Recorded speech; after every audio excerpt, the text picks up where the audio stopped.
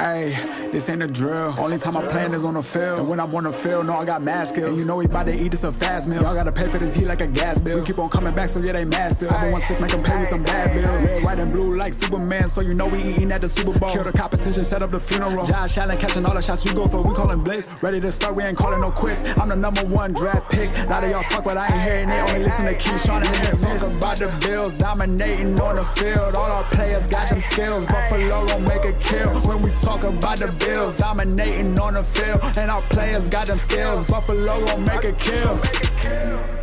What's going on? Welcome back to another live episode of the Podium podcast, home, the all truth, no sodium takes. I am your co-host Aramis. It's 40 Keys over here. Man, listen, it's Black Friday.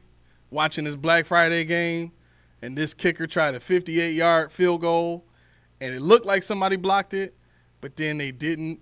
And he just messed up the kick. And it takes you right back to that moment when Bass is about to kick that 61-yarder. And you got all these memories of the divisional round game and all these other games in your mind. And you just like, yo, please don't mess this up. And he did what? Man. Bullseye. Exactly right. Bullseye, exactly that sucker right through the – man, listen. Tyler Bass, hey, y'all can hate on Bass all you want, but hey, he can do things some men can't do. Yeah. Does it seem like Bass-O-Matic is back? I think he is. You got to remember when he first started, his accuracy was his question. Yeah. Can he kick? I mean, we knew he had the leg for it, but does he have the accuracy for it? That's why he was originally supposed to be a place kicker, or a kickoff specialist, and then he weaseled his way right on into that kicking job.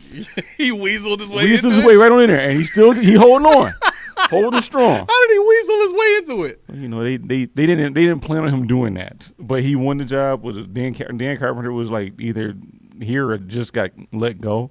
So they say, you know what? We're going to get a young guy a chance. And 5 years later, whatever it is now, he's still doing it. We still together. All right. So the title of this episode is what Bills fans can expect on Sunday night. Snow. Besides snow. Okay. Give me two things you expect to see the Bills do or see the 49ers do on Sunday night. I expect the 49ers to be overly aggressive. Because I saw when they played Green Bay. Yeah, when they played Green Bay, I mean, they have a lot of – I think they try to blitz Green Bay. If you know anything about 49ers, they don't blitz at all. They're actually less of a blitz team than we are. Correct. Which makes them number 2 in the league, and we're number 2 from the bottom, and we're number 3 from the bottom. That's how close it is. But I think when they saw what's his name, Josh Jacobs, and they saw Jordan Love trying to go off on him, which they actually win the game. But that running game did kind of go off on them in the first half. You know why? Because they're one of the worst tackling teams in the league, and that actually gets exponentially exposed by the fact that they're trying to blitz, which leaves them susceptible to arm tackles and things like they're not used to. So if they want to do it again, by all means, go ahead. James Cook, go off, baby. Go off, James Cook. Now all of a sudden, James Cook is this bruiser that's going to shrug off arm tackles. I don't know where it came from. I'm telling you. That's the Ray Davis effect. Yeah, that's exactly what it is. That's that Ray Davis effect. You know what? I think I am enjoying the Marshawn Lynch / Freddie Jackson Part 2 backfield. You know what I'm saying? Yeah. I think that's what we've tapped into again. I can agree. Yeah. For the Bills, what do you have for the Bills first? Let's get to that. What do you have for the Bills? Expect for the Bills. I expect the Bills to. It could just be one thing. It don't have to be. No, I'm trying to think. Let's see. Because I watched the game, and I'm trying to translate to what I saw last night. Last night I saw a whole bunch of openings. It depends on how we block. If we block on the offensive line well, there's going to be they have gaping holes against the Niners. Yeah. They had gaping holes against, and that lends to the blocking, the blitzing as well. Mm-hmm. We don't have a read on Keon Coleman if he's going to play. Amari Cooper should be right. They don't have Diamador Lenore. So I'm looking at an aerial attack that could be there. Deal. He's their nickel corner, right? Yeah. Yeah. So there's an aerial attack component that we can take advantage of if we so choose. Dawson Knox again should be some kind of part of the offense. So I'm looking forward to seeing what Brady draws up for what should be an interesting matchup on Sunday. Yeah. and I'm not saying this just because it's what they said, but it feels like an amoeba game on offense. It feels like everything on offense is just going to work because it's Josh Allen, right? And not from the standpoint of Josh Allen. How can I say this? Josh Allen is the catalyst for things working, but other guys got to do their jobs too in order for the offense to really look good the way it did against the Jaguars and the way that it did against, some of the other teams that we beat, by significant point totals. And I think in this game in particular, there's going to be too much for the 49ers to try and defend. The 49ers defensively have not, like I said before, they've not changed that much from what they were when Robert Saleh was their defensive coordinator. They don't do a lot of motion at the line. They don't do a lot of disguising. They line up and they just play. And when you have a defensive line that doesn't do a lot of movement stuff either, you know what I mean? That really makes it very easy for an offensive line to block. And if you make things easy for this Bills offensive line to block, Josh is going to rip your defense apart. That's just the way that we've seen it happen. I think the only thing that has kind of gotten in the way with Robert Saleh defenses against the Jets, I would say, not the last 2 years, but last year and the year before, was they just had really, really great players on defense. And most of them were in their prime or just coming into the league as good playmakers all at the same time. So all that is to say, I expect the offense to have a great day against this 49ers team on Sunday night. And I think a lot of it is going to start with the run game. I mean, obviously the 49ers got ran on a lot by the Packers, and they'll want to fix that. But I don't think you can do that against us. Well, it's tough because the Niners have a good running defense, good enough. But what you notice if you watch the game against Green Bay, they did a lot of motion pre-snap. Mm-hmm. Josh Jacobs moves around and got the ball. They had two running back sets. So I mean, the Bills have to be creative. It's not like they can just go out there and impose their will running wise. So right. I think Brady is really going to be tasked. You said you put it on Josh Allen, but I think it's going to be more so on Joe Brady to draw something up. He's got to draw creativity. Because if you want to go mano a mano and just run head up, you're not going to have as much success as you should. You have to. It's a cerebral game they got to play here, and that's what I think we should see on Sunday, especially with what's at stake. I think they can win. I believe win the division after this game.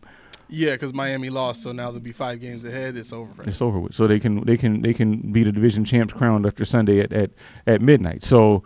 I think they need to go into the game with that mentality that they have to do whatever they can to solidify themselves as at least a division winner, and then let the number one place chips fall where they may. Right.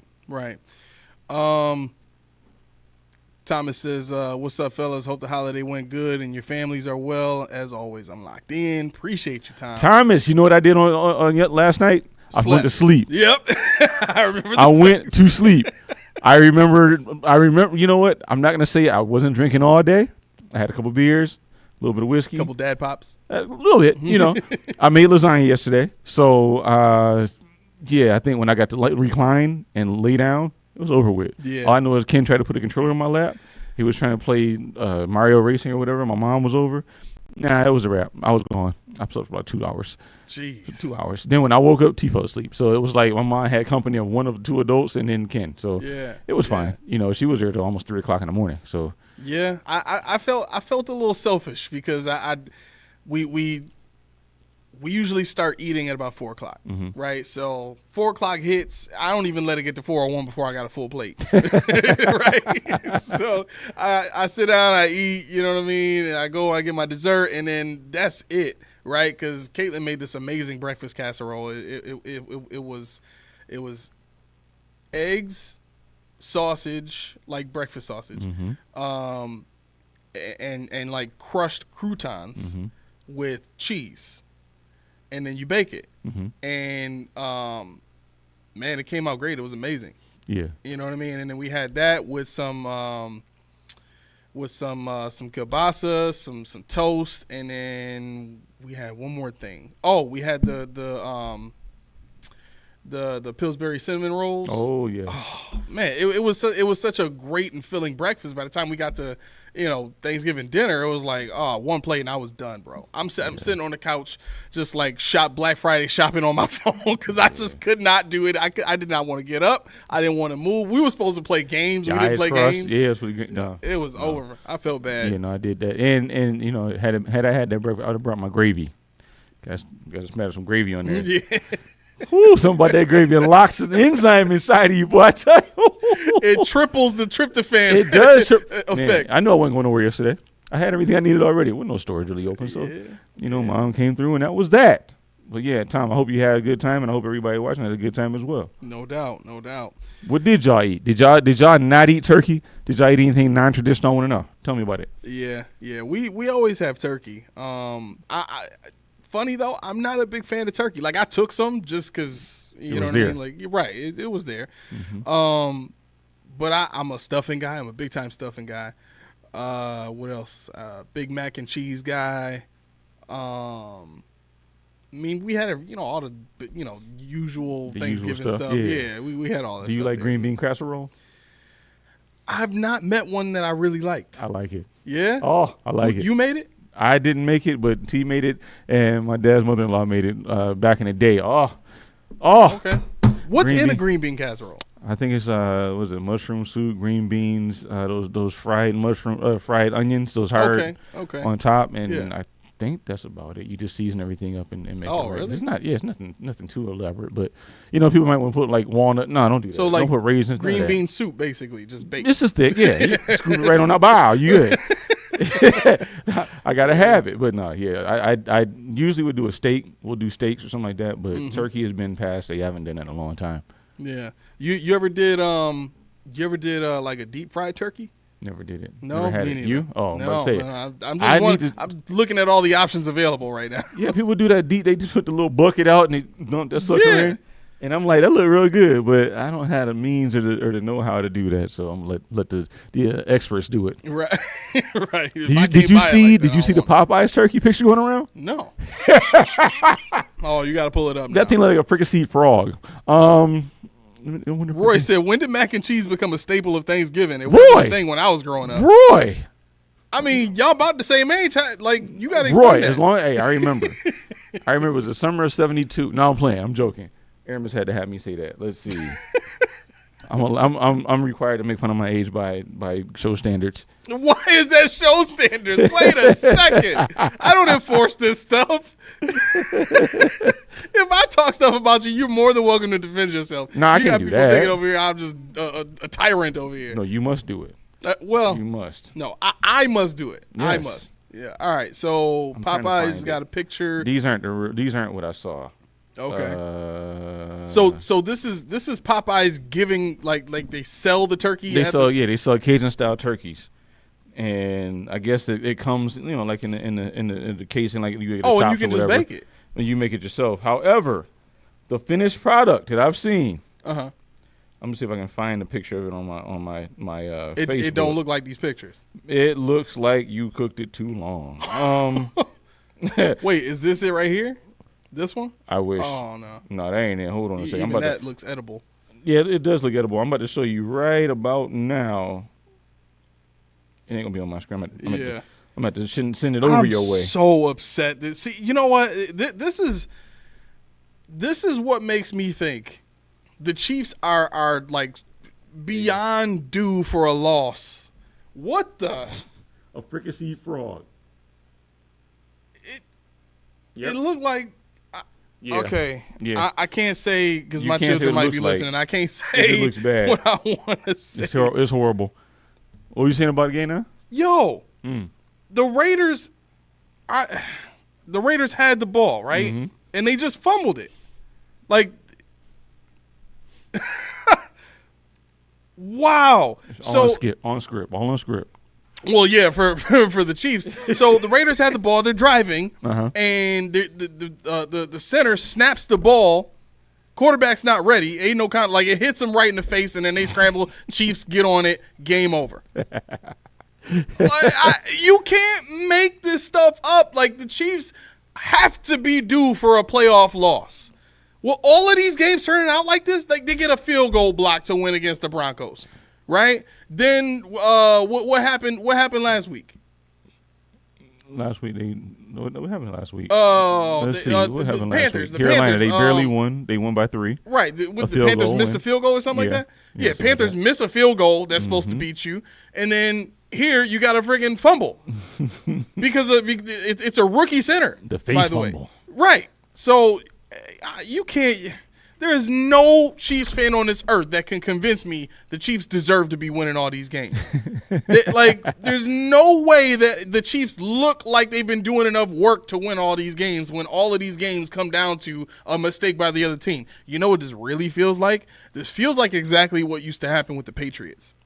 Exactly what used to happen with the Patriots. The one thing I am grateful for, though, so far is, at least during the regular season, the Bills have been one of, 2 teams maybe? And I don't even know if I can say that because the Bills have the best record against the Chiefs in the regular season than any other team, right?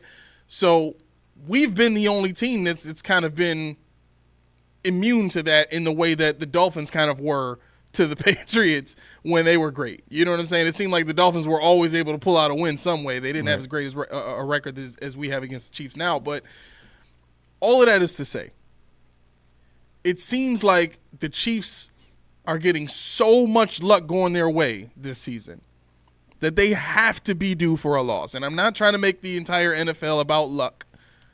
But You better hope the Bills see them first. Huh? You better hope the Bills see them first then. You know what though? It doesn't even have to be that, because even if they clear a path for us, and then they we see them in their house in the divisional round, fine. Oh, I know that, but I'm saying I don't want them to lose to somebody else so we can clear our path by somebody else. I don't want to beat you, like Rick Flair used to say. To beat a man, you got to beat the man. And even though there are better teams out there, I'm sure right now, for Buffalo, that's the man. We got to destroy the man. But if you beat the man that beat the man, aren't you still the man? No. What? No. Because I want to punch the man in the face. But what if the man is older now? I'm still punching. I'm socking him out. But he's getting socked. You want to fight Ric Flair at 65? He's like 74. But I will still chop the mess out of Ric Flair. Go ahead, chop him across his chest. Woo! And I still woo in his face too. He done put me over his knee for 30 years. No, I'm get out of here.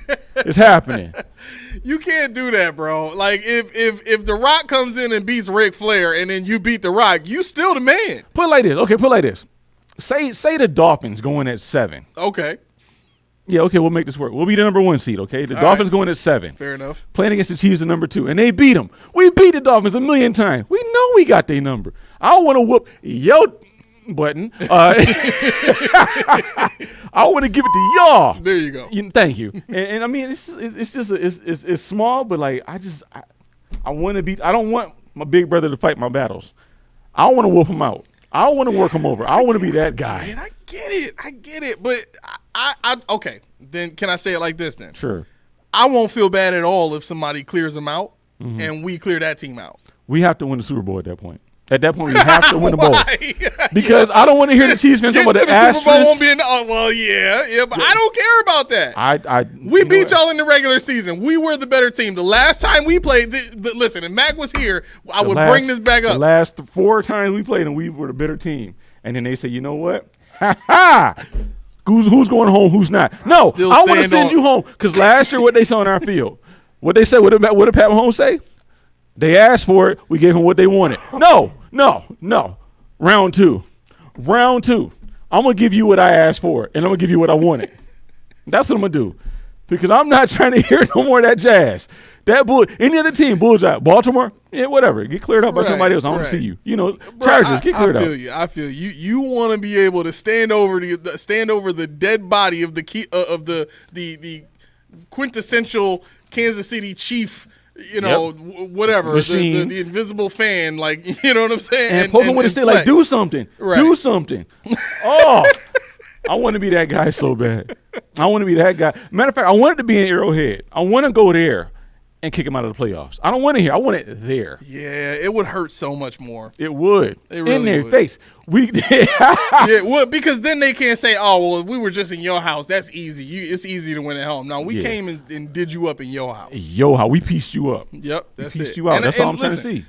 From everything that I'm seeing so far, there is no way this Bills team cannot march right into Kansas City and just get all in Kansas City's mouth. As long as they're in the P's and Q's, we good. I made it. All right. You did. All right, listen, Had my I said luck it's has over been up with. lately. Had I said it done with. Yeah. Steve says, if KC is overrated, how do you rate the Bills' wins versus good teams? Listen, the Bills can only play who's on their schedule. I don't need the Bills to have wins against great teams. I think I can see the progress. And for me, Kansas City is – you know what it feels like Kansas City is? What does it feel like? Kansas City feels like that karate master that's been, whooping on people for years and years and years, but he's kind of up there in age. Mm-hmm. And the Bills are this, young buck that came in and has been giving them, good, strong competition every time. And low key, this old head is like scared of the young buck because he knows, like, at some point, I ain't going to be able to touch this dude. You know what I'm saying? And the old head, like, his joints is getting weak. You know what I'm saying? As much as he eat right, as much as he work out and all that kind of stuff, his body just ain't working the way that it used to. You know what I'm saying? The receivers ain't winning the way they used to. Like, your boy Hopkins dropped a key pass that could have kept the game going on a drive right after the Raiders had just scored. But he dropped it. You know what I'm saying? So, all of these different aspects to the defense not being as good as it used to be last year, the secondary giving up big plays, the pass rush not being what it used to with Chris Jones. I mean, it's just not the same Chiefs team that we're used to seeing. They're not elite at anywhere except quarterback. You know what I mean? And for the Bills, our team was never based on elite players. And I think that's the difference. You know what I'm saying? Kansas City has always had Kelsey in his prime. They've always had, Tyreek Hill or Kareem Hunt when he first got drafted, or who else? Chris Jones in his first couple years, nobody knew what to do with him. You know what I'm saying? They had I'm trying to think who they had a defensive end that was pretty darn good too. Who you talking about, the Chiefs? Yeah. They had what's the African Tamba Ali at one point? Yep. Yeah. Tamba Ali was great. Yeah. I have to look it up, but I know. Is it Justin Houston? Justin Houston they had. Yeah. Yep. So they had elite guys, and no disrespect to anybody on this Buffalo Bills team, but we've not had names like that, like league-wide names like a Justin Houston was in his prime, or like a Tyreek Hill was, or a Travis Kelce, or a Chris Jones. Like, we've had guys that came into the league under the radar and only became big because they made plays here. You know what I'm saying? So for me, it's like I just don't see how it happens this season. Like, I think I would be more mad if it happens this season because of how complete my team feels, and how we assuredly beat that team here. Yeah. You can't win the way you won against the Chiefs team and then give it up in the playoffs. Yeah, I think I want to touch on Steve Lynn's comment. Two ain't beating no decent team. Stop. Use a real quarterback. That's the point. The reason why I use the Dolphins was the simple fact that we know we have their number. We know Josh is what he's lost 2 games against Miami. He's only lost 1 game against Miami. Well, he lost the Charles Clay game and then he lost the Heat Bowl game. So that's 2. Was that with Tua though? Or are you just saying just total Dolphins? Okay. Yeah, Josh Allen has their number. So I use the Dolphins because we know if we see them across the field in any way, shape, or form, we're like, we got this. Yeah. So the reason why I say if they beat the Chiefs, for us to beat them, it's like, I feel a little odd. And like Roy said, if we win the Super Bowl without having to face the Chiefs, the record books will not say we didn't beat the Chiefs. I don't really care what the record books say. I'm gonna hoist that trophy up. But in my mind, I want to beat the man. See, I don't you know me. I don't like. How can I say this? Getting there by somebody else beating. I want to beat the man. I want to beat that guy. Like if you beat me in Madden a million times, I want to play you. I don't want to play nobody else to get past you. I want to be the one. Right. So I mean, that's just my mentality. A lot of people will say, of course, it doesn't matter if you beat the Chiefs, or you beat the Ravens, if you beat anybody with note. Yeah. But I want to say, because of who I am, we beat y'all. Right. And it's not. I want them to shut up. I don't expect them to kiss my feet. But it's just for me to be able to say, yo, we beat y'all. Shut up until right. next year. Well, so here's the thing with that. I can see a Chiefs fan and possibly Nick Wright saying this. Mm-hmm. Oh, he's going to say whatever it is. Well, I could see Nick Wright saying, okay, fine, you beat the Chiefs after they've been in the playoffs every time for the last 5-6 seasons. Everybody that's on that team from those days has so much wear and tear on them that they're just way beyond their years in terms of experience and wear and tear and all that stuff. So you beat up an old man, good for you. You know what I mean? Like they're going to find some way to spin this in which the Bills don't actually get 100% of the credit for beating a 10-1 team. You know, Mario Butt to that is, and it's not. I don't even care what Nick Wright. Not say that what you're saying is wrong, because I agree, but I don't care, because this is what I would say. When did we have DeMar Hamlin and Taylor Rapp as our starting safeties?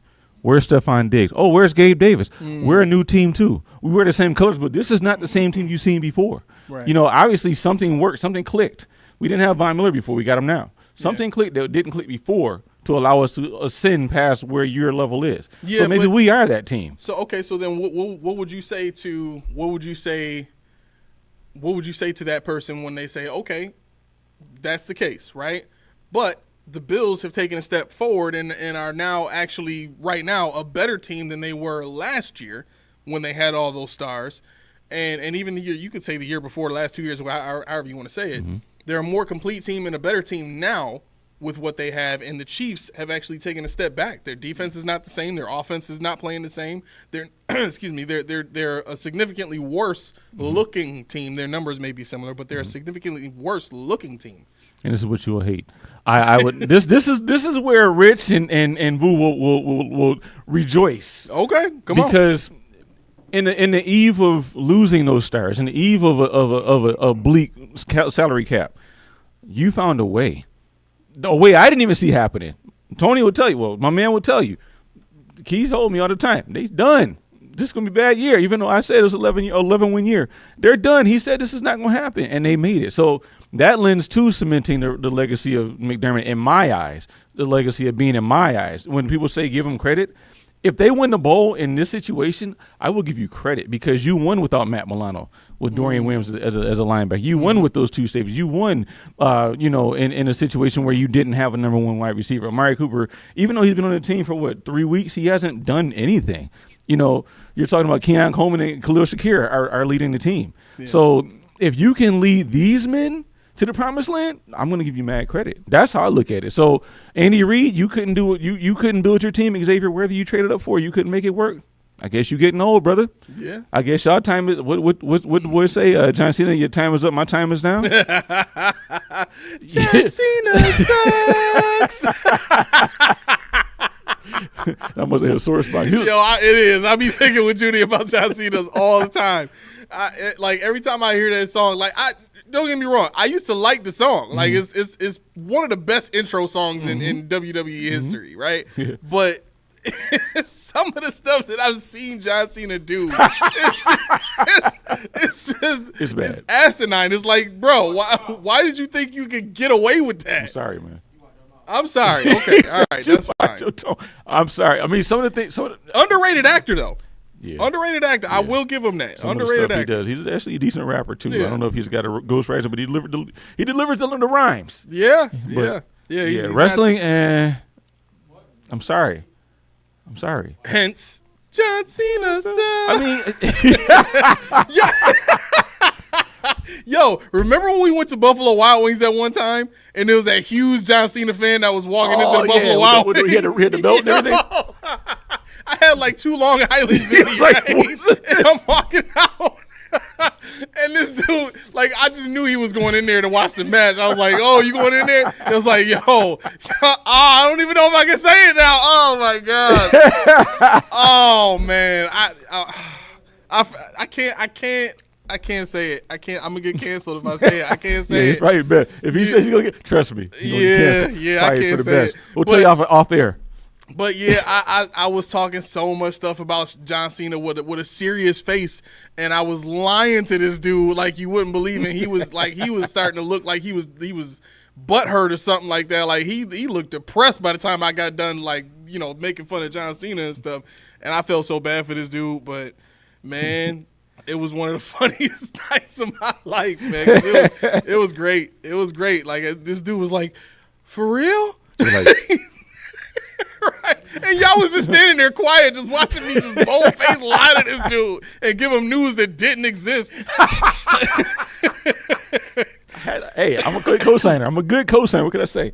Multi-tasking at his finest. It was glorious. Roy says, my two favorite wrestlers ever, Bret Hart and Goldberg. Goldberg was the dude. You know what? Goldberg was all gimmick.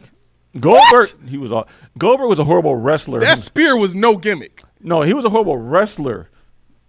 I was a big Goldberg fan. There's a reason why Goldberg came on at 8:57 and wrestling went off at 9:03. Bro, they knew. Who cares? Okay. No, he was my guy. Trust me. Who cares? Who cares if Josh Allen can throw with anticipation? The dude can leap over linebackers.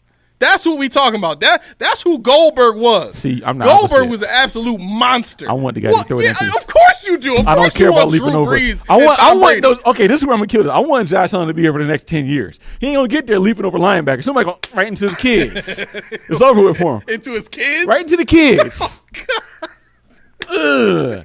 And he's engaged now, so they will be coming. I was just gonna say, bro, Haley Allen now would not like that at all. She's not gonna stand for that. You think she's gonna hyphenate? I think it would be stupid to hyphenate. No, I think she's going. I think she know who. She know. Haley Steinfeld Allen. I can't see that. They know. Okay. Yeah. All right. Yeah. No, so I mean, off top, it was it Roy. Best wrestler, worst wrestler was actually Hulk Hogan. He was horrible. Really? Going back, looking at horrible. Who just dies in the ring on a leg drop? I mean, like literally, who died and made you the judge of wrestlers? The leg drop, Bruh, did you wrestle at any point? The Hogan boot. How do you know he's a bad wrestler? You can't get around the Hogan boot. I need to understand what your logic is on that. He gets punched in the face. He gets socked down. I don't want to hit. No, I don't know. You remember that? Yeah, I remember that. Nah, we used to use vitamins 80s action movie gold. We vitamins and everything. No, we bro, believe. you don't understand. Hulkamania. I watched every Jean-Claude Van Damme movie there was, and everything that Hulk Hogan did was all of the same stuff that every bad guy in a Jean-Claude Van Damme movie did. Yeah, that's pretty bad. It's all the same stuff. Because those were all definitely scripted. Absolutely. Hogan he'll stand up, put his foot in the air. Then it was scripted. He puts his foot in the air and lets you walk into it, and then he gives you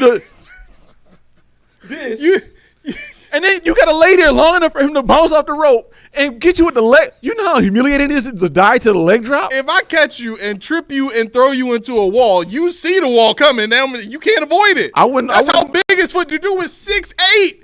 He probably wore a size 20 shoe. It doesn't matter. That's like running into a wall. All you got to do is right there. That's all you got. Man, they walk. There's like two. So you expect Hacksaw to just be Neo and just matrix his way under that? Hacksaw was USA, and he had the Macho Man elbow. Like when you take a regular move and make it your finisher, you're trash. They weren't doing elbow drops from the top rope before Macho Man. What you think the leg drop was? Exactly why he was garbage. Everybody's doing leg drops. So who was your favorite wrestler? I can't wait to hear this. My favorite wrestler all It's time? Probably gonna be some technical genius that didn't make it anywhere. What? In WWE. Like Ken Shamrock or something. Yeah, right. Exactly.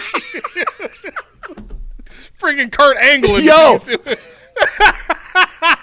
One of the greatest technical wrestlers in America. He drinks milk. Man, I ain't gonna lie, because Stone Cold, he had something to him. I don't know if he was my favorite, though. He gave people the finger? Yo, and he sprayed him with beer. And when they throw in the beer and he drops it, he get mad at the person that threw in the beer because he dropped it. And he crack it and none of it goes in his mouth, but it's all in his chest and drawers. It's It's all Oh my gosh. it's cascading. kill me Man, over here. let me have that. Let me get some of that off you. What kind of beer was he drinking? Budweiser's? Yeah. Anyway, probably Kane or somebody like that. Just scare value. Oh, Brett. Roy says Brett was a technician. Yes, he Goldberg was a beast. Never liked Hogan. No, Hogan was trash. Yeah, I wasn't a fan of Hogan either. No, he was annoying. Yeah.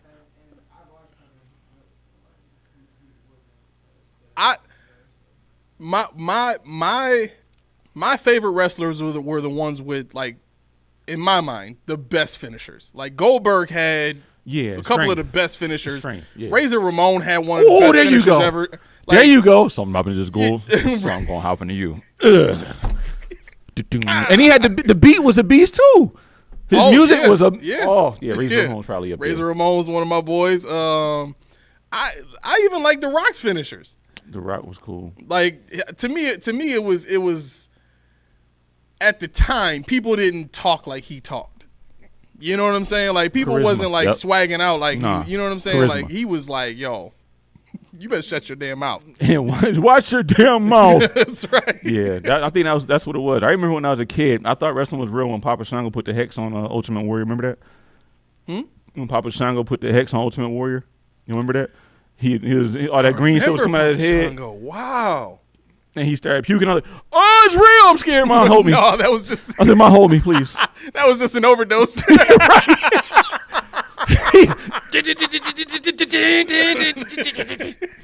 Like, yo, he's seizing up. Somebody get him.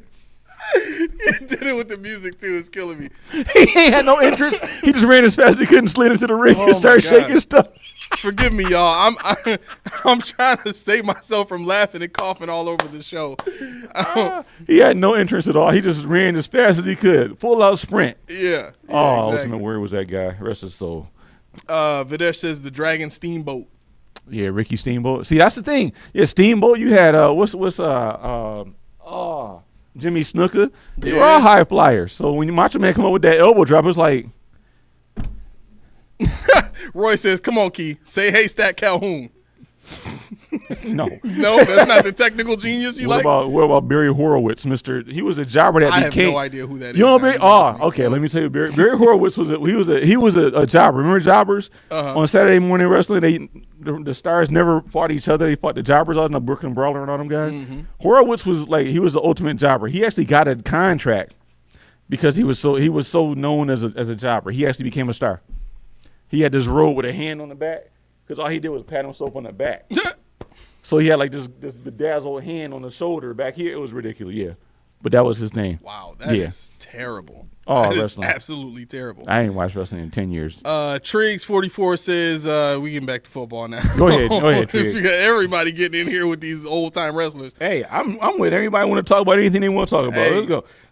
I'm cool with it too. I just don't want to ignore the people that's talking about the Chiefs they game. want to talk about football. We're going to talk about football. Yeah, Triggs said the Chiefs are getting on my last damn nerve. I swear they're like the Road Runner. Like, how lucky can you be? Damn. Hey, Acme. All about the Acme. Yeah, it's okay. So let me ask you this. Mm-hmm. So if you were the head coach of that team, mm-hmm. and you know y'all winning these gimmicky games, give me your post-game speech after this game in which the center fumbles the snap. And all the Raiders are doing at that point, I think, is trying to get a few extra yards, kick the field goal. Right? I think it was 11 seconds left on the clock. Mm-hmm. It's pretty much over at that point. Right? What's your post-game speech if you're Andy Reid? Well, I have a messed up answer and I have a good answer. The messed up answer is just put Jameis Winston in front of him. Oh, God. Why? How did he make it on this show? We talking about the Chiefs and Raiders, and somehow famous Jameis makes it onto the show. Somehow. You know what? He said it, though. He said it. You heard it. You heard him say it. Clock it in. He hates him so slowly for saying that, too. But anyway. Now we got to get a cardboard cutout of him somewhere where I can throw darts at it in here. I would take that. You would take that? But I think right up his nostril. Right up his nostril. I think if I was Andy Reid, honestly, I would have to laud my team on being opportunistic. You know, honestly, because they aren't winning these games from start to finish. They're in almost all. How many games have the Chiefs won by More than 10, we'll say. Let me just take a look real quick. Who Beth is this says, here? listen, I can't right now with that horseshoe. Right. Yeah. I can't either. I mean, they beat the Niners by 10. That's it. Right. So they're opportunistic. I mean, look at what they do. I mean, they take advantage of the small things and make it multiply. They make it massive, a mountain out of a molehill. Right. So I mean, I think if I was a coach, I would laud them for not leaving anything to chance, to dotting their I's and crossing their T's. But at the same time, I would still challenge them to pick it up a notch in the future when you play against these. You're not playing anybody really of note. They're playing the Chargers next week, the Browns and Houston, Steelers and Broncos. So realistically, I guess the Steelers. But the way Andy Reid is, if that defense is what it is, Andy Reid can still devise a plan to beat them. But I really think that he has to challenge his team to get out to an early lead, to challenge them to take hold of the game before it comes to crunch time. I think that's what I would harp on in the locker room after the game. Yeah. Beth going in. She says, KC has got to have someone paid off. Did you see Mahomes' face after the Raiders' bad snap? He looked guilty as And Beth, you don't speak French. We're all good here. Right. Don't worry about that. Nope, I can't say it, but you can. That's do your thing. why we have the button. Right. Do your thing. I can't say it, but you can. Roy Trust me. says go stand in the corner. You know what? Actually, it is Christmas time. So like, if Mel was here, he would know about the Christmas story. You got to wash them off with soap. Yeah. You know what? That actually happened to me. I had to do that one time. I just got the belt. Yeah, no, I had to put the whole soap in my mouth and just leave it there. Just leave it there. And you know what's weird about that? You can't control the tongue. The tongue always gets curious when you put something in your mouth. Yep. So I started like tasting it, and it was bad. It was bad. It's real bad. Sal says I missed it. Where'd it go? Oh, I'm sorry. Sunny Sun Brian said Chiefs are like the Undertaker. When you think he's done, the mop come back to win in the end.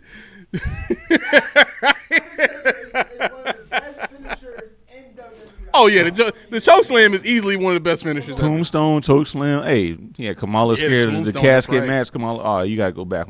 I'm gonna stop because in my line of work, I actually met Paul Heyman, and he's nothing like he would think he's gonna be. Yeah, he's PHF, what's going on? Go ahead. No, I was saying Paul Heyman is actually super nice, but anyway. Yeah. PHF, yeah.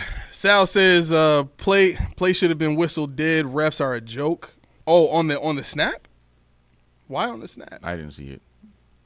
Was it I saw the offside, replay false of it. start? The volume was, huh? It might have been. You know, it might have been false start. Was it what place he's talking about? A Chiefs offensive play? Because if it wasn't, Juwan Taylor might have jumped false start again. Yo, between jumping off sides between false starts for him and not lining up right. Yeah, like he's a mark. He's been egregious with that all season long. Go back to scratch. Start over. Right. Start your whole life again. Trig said, nah, the Chiefs are more like Eddie Guerrero. Yo, Eddie Guerrero used to get on my last nerve, bro. You right. I think that's it. I think the Chiefs are Eddie Guerrero. Like, how in the world did this dude win some of the matches he won? Eddie Guerrero, Latino Heat, yes. Mm-hmm. You know what I mean? Like, the most improbable wins ever. Why? Because his stamina outlasted the other guy? Yeah, you know Latino what I'm saying? Heat. That's unbelievable. Latino Heat. Yes. Yeah. Okay, so back to the 49ers. Mm-hmm.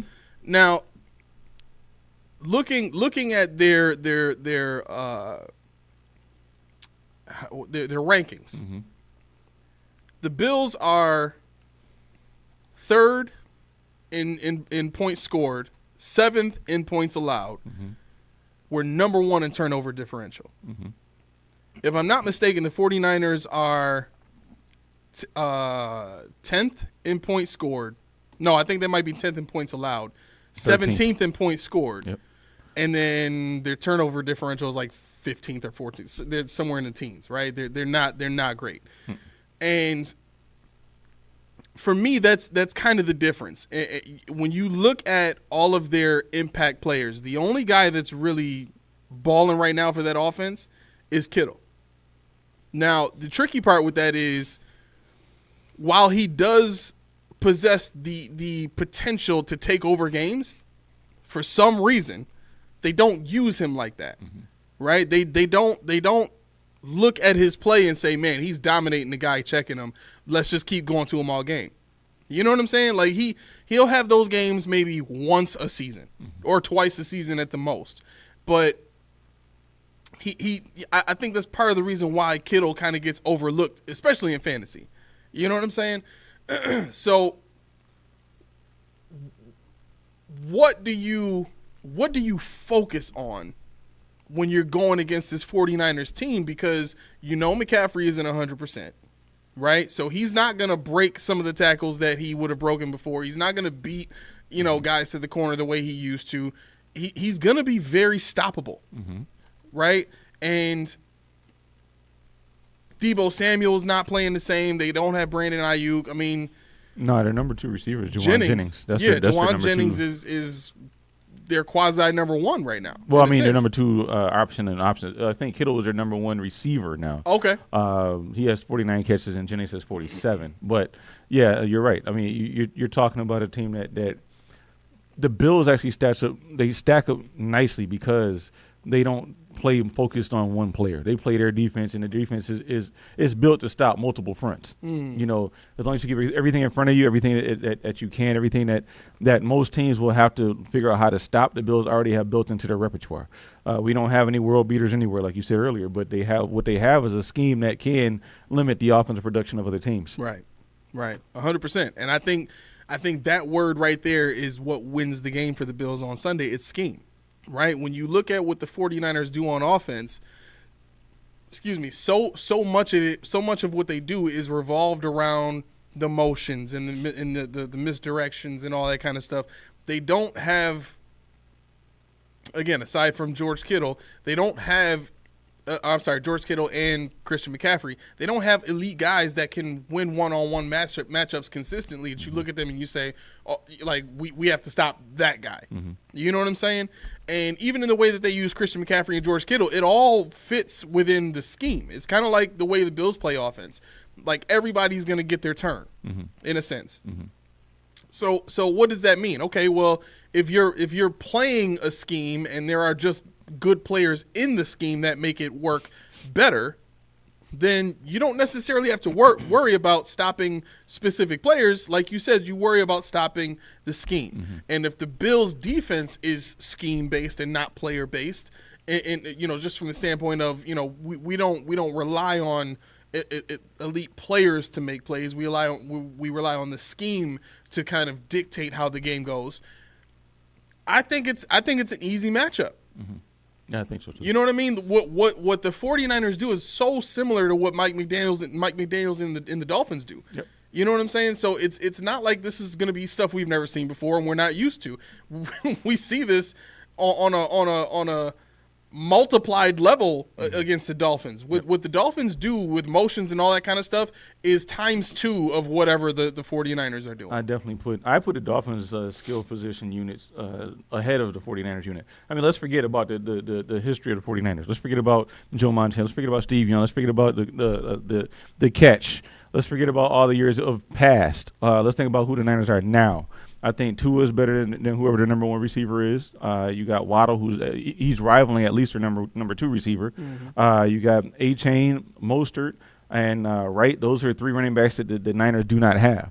I would take Tua over Brock Purdy as well. So when you look at what we have to play against 2 times a year versus what the Niners offer in this game, I don't see a situation where we can say, oh man, we have to really be afraid. We got to get, obviously you got to take this game seriously, but it's not a game where you have to really put all your bucks in a row and go all in and try to beat them. Right. All right. We're gonna take a break from 49ers talk really quick because I have a couple of things that I wanted to point out, and I got things. I'm hoping Mac is coming because I got probably about. He said he's gonna be here at 7. I hope he still comes because I actually had believe it or not, guys, this is something I had a question for my other comrade, and I wanted you guys to join in too. And I've had this for 2 weeks. I've been sitting on. Oh, snap. But yeah, it's been in my notes for 2 weeks. So I think it's a good conversation. So y'all to get to know us, and us get to know y'all. So let's stay tuned for that. All right, bet. Yeah. So we got that coming up. So make sure y'all I've stay been with us for a while. I'm like, it's 6:53. Matt, walk through that door. No. So I have a scenario for you, What up? and I need you to tell me what this is, right? and this actually happened in the Chiefs game today. I'm an offensive lineman. There's a Raiders rusher going up against my left tackle. Okay. I'm the guard. Okay. I see that guy starting to beat my tackle. I go over, and the angle that I'm at, yes, Mac is walking in as we speak. Yes.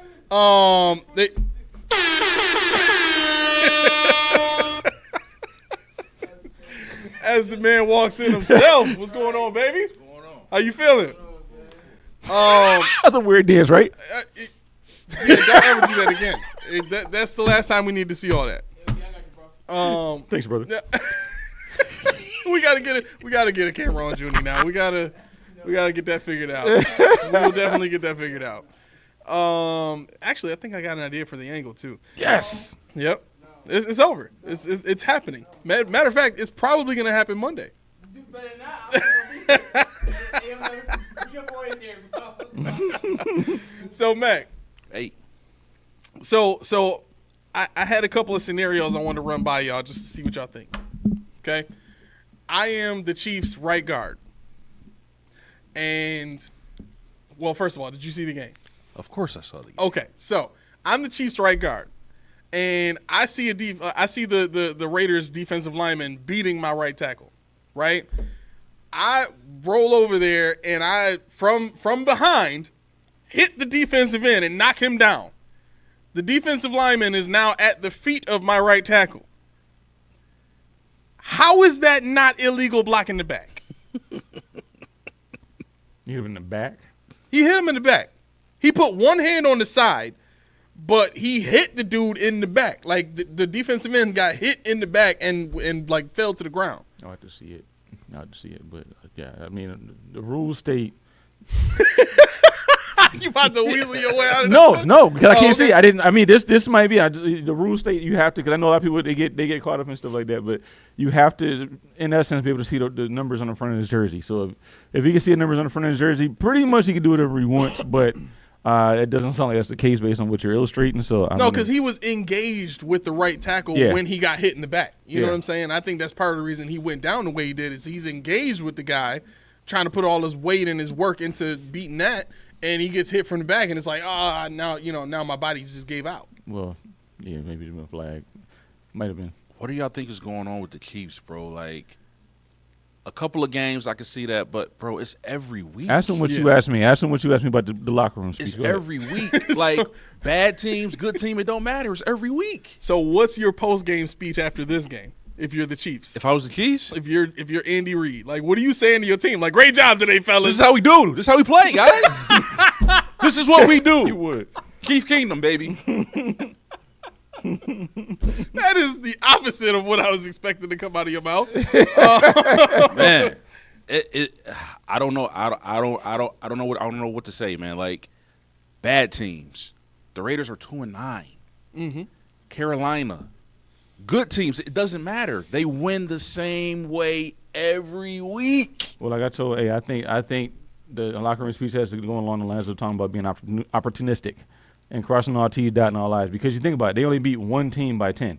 They beat nobody else by more than 10. So that tells you right now you're taking care of all the little things. You're not blowing anybody out. You're not dominating anybody. You're just doing the little things that other teams are not doing. Even if it's, I'm not even talking about cheating. I'm talking about just the little itty bitty pieces to the game that other teams are not paying attention to. Right.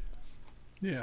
This is crazy to me. Like, I hate to be the conspiracy guy, but come on, every week. You're the conspiracy guy on the show. What are you talking about? But every week, come on, man. Like, how? You came on the show last year before the Super Bowl and told us about the colors. You came on the show. You did. The whole run. Yes, and you hate to be the that's conspiracy guy? Come on now. Yeah. It just doesn't add up, man. It just doesn't make sense. Like, I can't see a team being that good and win the way they do every week. Like, again, to me, if it's different, it will be difference between, like, oh, they just do it against the good teams or it's just the bad teams. It's no matter who they play. Yeah. Mm-hmm. Yeah. Like, how is that possible? Yeah. It boggles my mind. I don't get it, man. I was saying this reeks of the 2000 era Patriots teams where, teams were just into their own heads and, scared to death to lose, so they would make mistakes along the way that always won it for the Patriots. They didn't really dominate teams so much as just outlast teams to the end. Right. I mean, we were that team a couple times. Yeah. Yeah. That's true. Like, we shouldn't have been in the game at all, but, like, we were balling out against the Patriots. But in the end, we wound up losing the game. But I can see we got that boost of confidence. Like, we could take these guys. Yeah. Roy asks, are the Chiefs the worst 11-1 team ever? I would have to say between them and, remember the COVID year, the Pittsburgh Steelers, they won 11, and I wanted to say they won either 10 or 11, and they lost to Washington. Who was their quarterback? Is it Ben? COVID? It had to be Ben. I think so. Yeah. Was that Ben's last year, maybe? Yeah, that was terrible, Ben. That might have been Ben's last year. Yeah. But I remember I was at the airport because working at the airport during COVID. Yeah. And I was telling my boys, yo, I can see the Steelers losing. Like, what? I'm like, who they playing? The Commanders. Like, there's no way. I'm like, bro, they can lose that game. And they wind up losing to the Commanders. Wow. That was the second last year. They went 12-3 that year, 2020. And then the next year they went 9-7. That was Ben's last year, 9-7, 2021. Was that were they 11-0 or 12-0 when they lost to the Let's see. Commanders? I know for a fact they lost to the Commanders because I was supposed to bet money on it, but I didn't. 4, 5, 6, 7, 8, 9, 11 10, and 11. 0. 11-0. Then they lost 3, then one more. I would say between them and these two teams. But the only difference between that team is that team actually put up points. Like, Steelers had some dominant wins. Mm-hmm. You know what I'm saying? These guys have not. You said out of, 11 games they won 1 by 2 scores? Well, let's see. Ben Roethlisberger was a quarterback. Deontay Johnson was a wide receiver. James Conner, Chase Claypool, Juju Smith-Schuster, Eric Ebron. They had weapons. Yeah, They Eric had Ebron, so yeah. They had James Washington. So I think I think I'll give them credit for being 11-1 or whatever they are right now because of the devoid weapon situation they have there. Mm-hmm. Like I said, to continuously go out there and dot I's and cross T's every week, that speaks to coaching. I mean, they did have weapons that got hurt, Rashee Rice and Isaiah Pacheco, but it's hard for me to knock them completely. Mm-hmm. It's just the fact that they're winning despite the absence of talent as we see it on their offensive side. Right. Does the lack of mentioning Hollywood Brown mean you don't think of him as a weapon? He has to show me he's going to be a weapon. He has to show it to me first. I just had to ask. No, I mean he could be, but he has to show it to me first because he's been in the league so long, and his reputation precedes him. Yeah. He's got the speed, he's got this, but we've never seen it. Yeah. It's like John Ross from Cincinnati back in the day. It's like, wow, this dude's a Blazer, but he ain't do nothing with it. Who cares? Stephen Hill from the Jets, he beat Justin Rogers, and that was it for him. Right. After that, it's like I just need to see it, and then I'll be like, all right, cool. Yeah. Now, do you give the Chiefs credit when the other team blunders the ball away? They push the button. They push the button. So do you think it's like it's psychological? Like you're at the grasp of beating the Chiefs. We got this, and then they fumble. Now this is the kick part. To Mel's point, what do you always say? Who they play today? Division team. So they should know who the Chiefs are. Right. That's very true. Right. So this is a Raiders team that's beaten this Chiefs team before. They beat them last year when they were better. Yeah, they did. So. It's also a Raiders team that beat the Ravens when they were at their hottest this season. I'm not gonna lie. I still believe the divisions are always tougher, but I thought for sure the Raiders didn't have no horses in this race at all. Yeah. Key, they have no running back. They're not playing their number one quarterback. They don't have him. They don't have Devontae Adams. Like all they got is Bowers and Jacoby Myers. Yep. Mm-hmm. You know what I'm saying? Like, that's literally all they have. So I didn't expect them to do any of this. Yeah. Who was their quarterback today? Aiden O'Connell. He played? I thought he had a broken collarbone. He's back. Yeah. Now Gardner Minshew is hurt now, which is Minshew, why. okay. Yeah, now he was their, if you look at the stats, he's their leading passer and leader guy. So he's their leader starter, but Aiden O'Connell came in and literally was a drive away from beating the Chiefs. So Minshew broke his collarbone, right? Yes. That's crazy to me. We got two people that think this is some witchcraft going on. Lindsay says when Taylor Swift is at games, voodoo happens. I'm telling you, she's in witchcraft. And then No Bones About It says this is witchcraft. I'm mad she said no bones about it. You talking about Taylor Swift? She bony. Well, yeah. Bad Boney. Yeah. Didn't they say all the games she attend they haven't lost? Is that right? Yeah. Or something like that. Yeah. Yeah. I mean, I could be mistaken, but I I want don't to think say she's. I want to say even going to last year. Are we perpetuating that Taylor Swift is into witchcraft? Bro, This is for entertainment purposes only. Yeah. Listen. Who was they only lost to? Who? KC. Us. Was Taylor in the building? No. She could have been, but she wasn't. That's crazy. That's crazy. Man. Travis threw it on purpose. No Bones About It says the lore of the Chiefs must die. Yeah, the Bills gonna kill it. Watch. Yeah. All that's right. Sure. Next one. What's the deal with illegal blocker downfield penalties? Like, that was another thing that happened in this game where the Raiders had a I think they made the play. No, it was already second and long, and then they were about to run the screen, and if the running back was allowed to like follow the play, they would have gotten a first down, even with them being long down the distance on second down, and then they got that penalty, it backed them up even further on third down, and they and it was still close at this point. I think it was still 10-3, right? But I thought about this for a second. The illegal blocker downfield on screen plays gets called all the time, right? But if I'm not mistaken, refs have the ability to make calls based on their interpretation of the rules, right? On that particular penalty, if I know it's a freaking screenplay, why am I calling illegal blocker downfield if I can clearly see that the pass rush is not allowing the quarterback to get the ball off fast enough? You know what I'm saying? Like, if I'm a referee and I'm seeing that, this goes in line with the conversation that we were having about penalties in general. Like, they should all fall within the context of how the play was affected. Right. You know what I'm saying? And in that particular case, if you can see the defensive end is in the quarterback's face and he's trying to get the ball out, you can't penalize the offensive lineman. Like, what are they supposed to do? Look back at the quarterback to make sure he got the ball out, then turn around and see the blocker, the guy he's supposed to block, running right past him? Are they supposed? Shouldn't they? So the rule is you got to stay there. You got to stay within. You can't pass the line of scrimmage. A yard past. You can't be past a yard past the line of scrimmage. So, no, I mean, I would call it 100% of the time. The reason why is because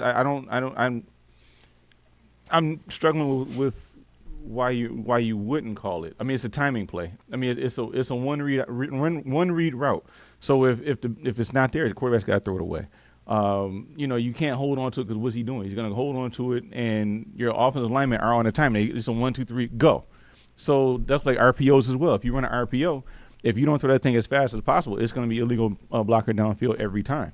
So the problem is when they don't call it or when they're subjective, it was a yard and a half, 2 yards. It was close enough. You got to call it by the rule. When it specifies in the rule book what the yardage is, you got to call it.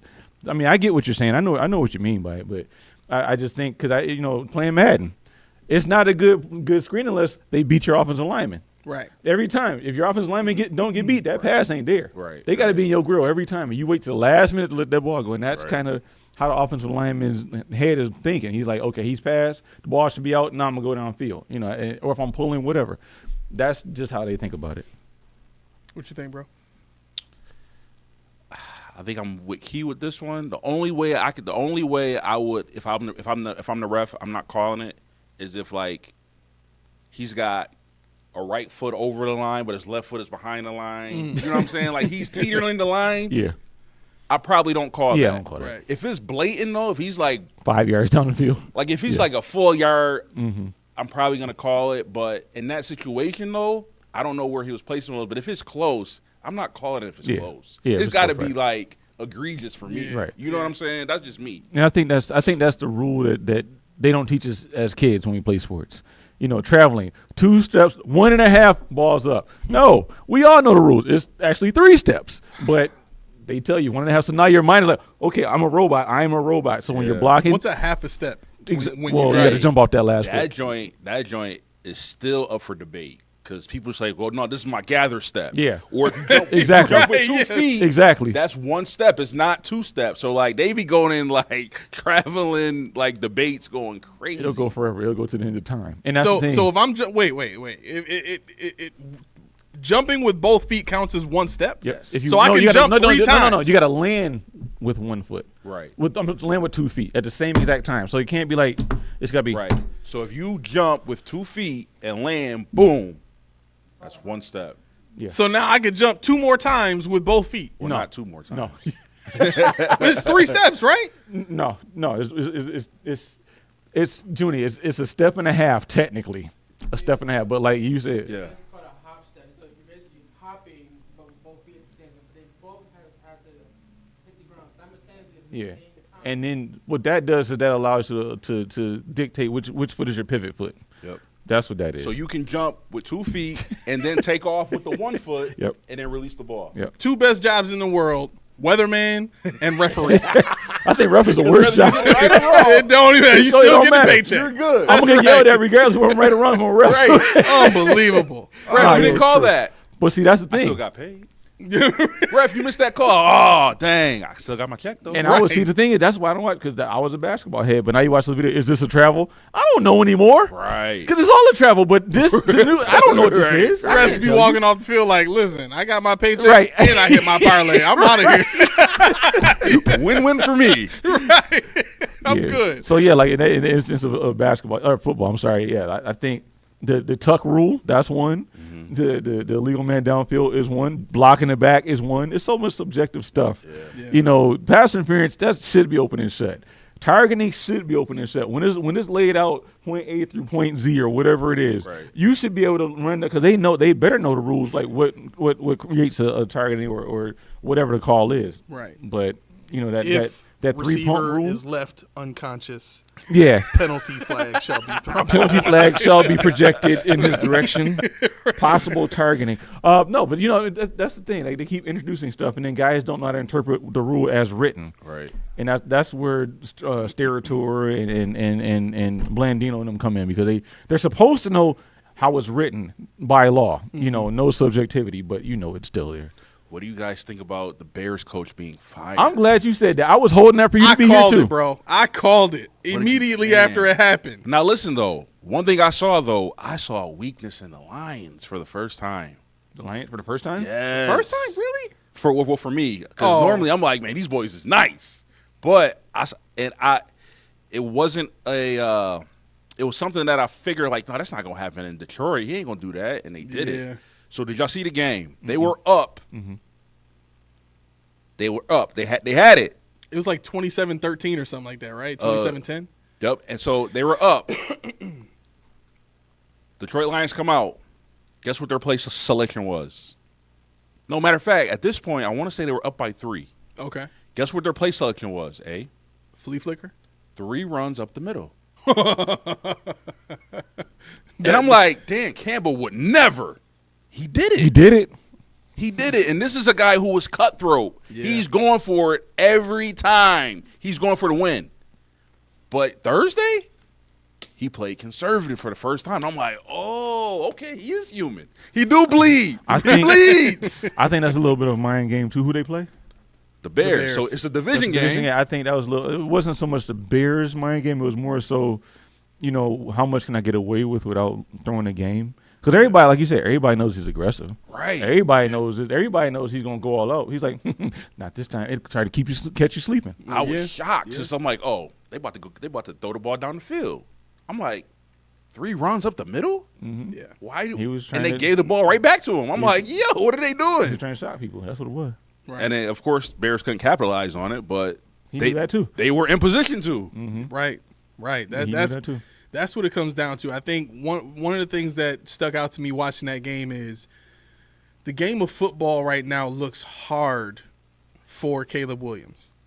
And when you go and you look at what Houston was able to do for CJ Stroud, both quarterbacks are similar in the sense that they have very good accuracy. They are mobile, but they don't like to run.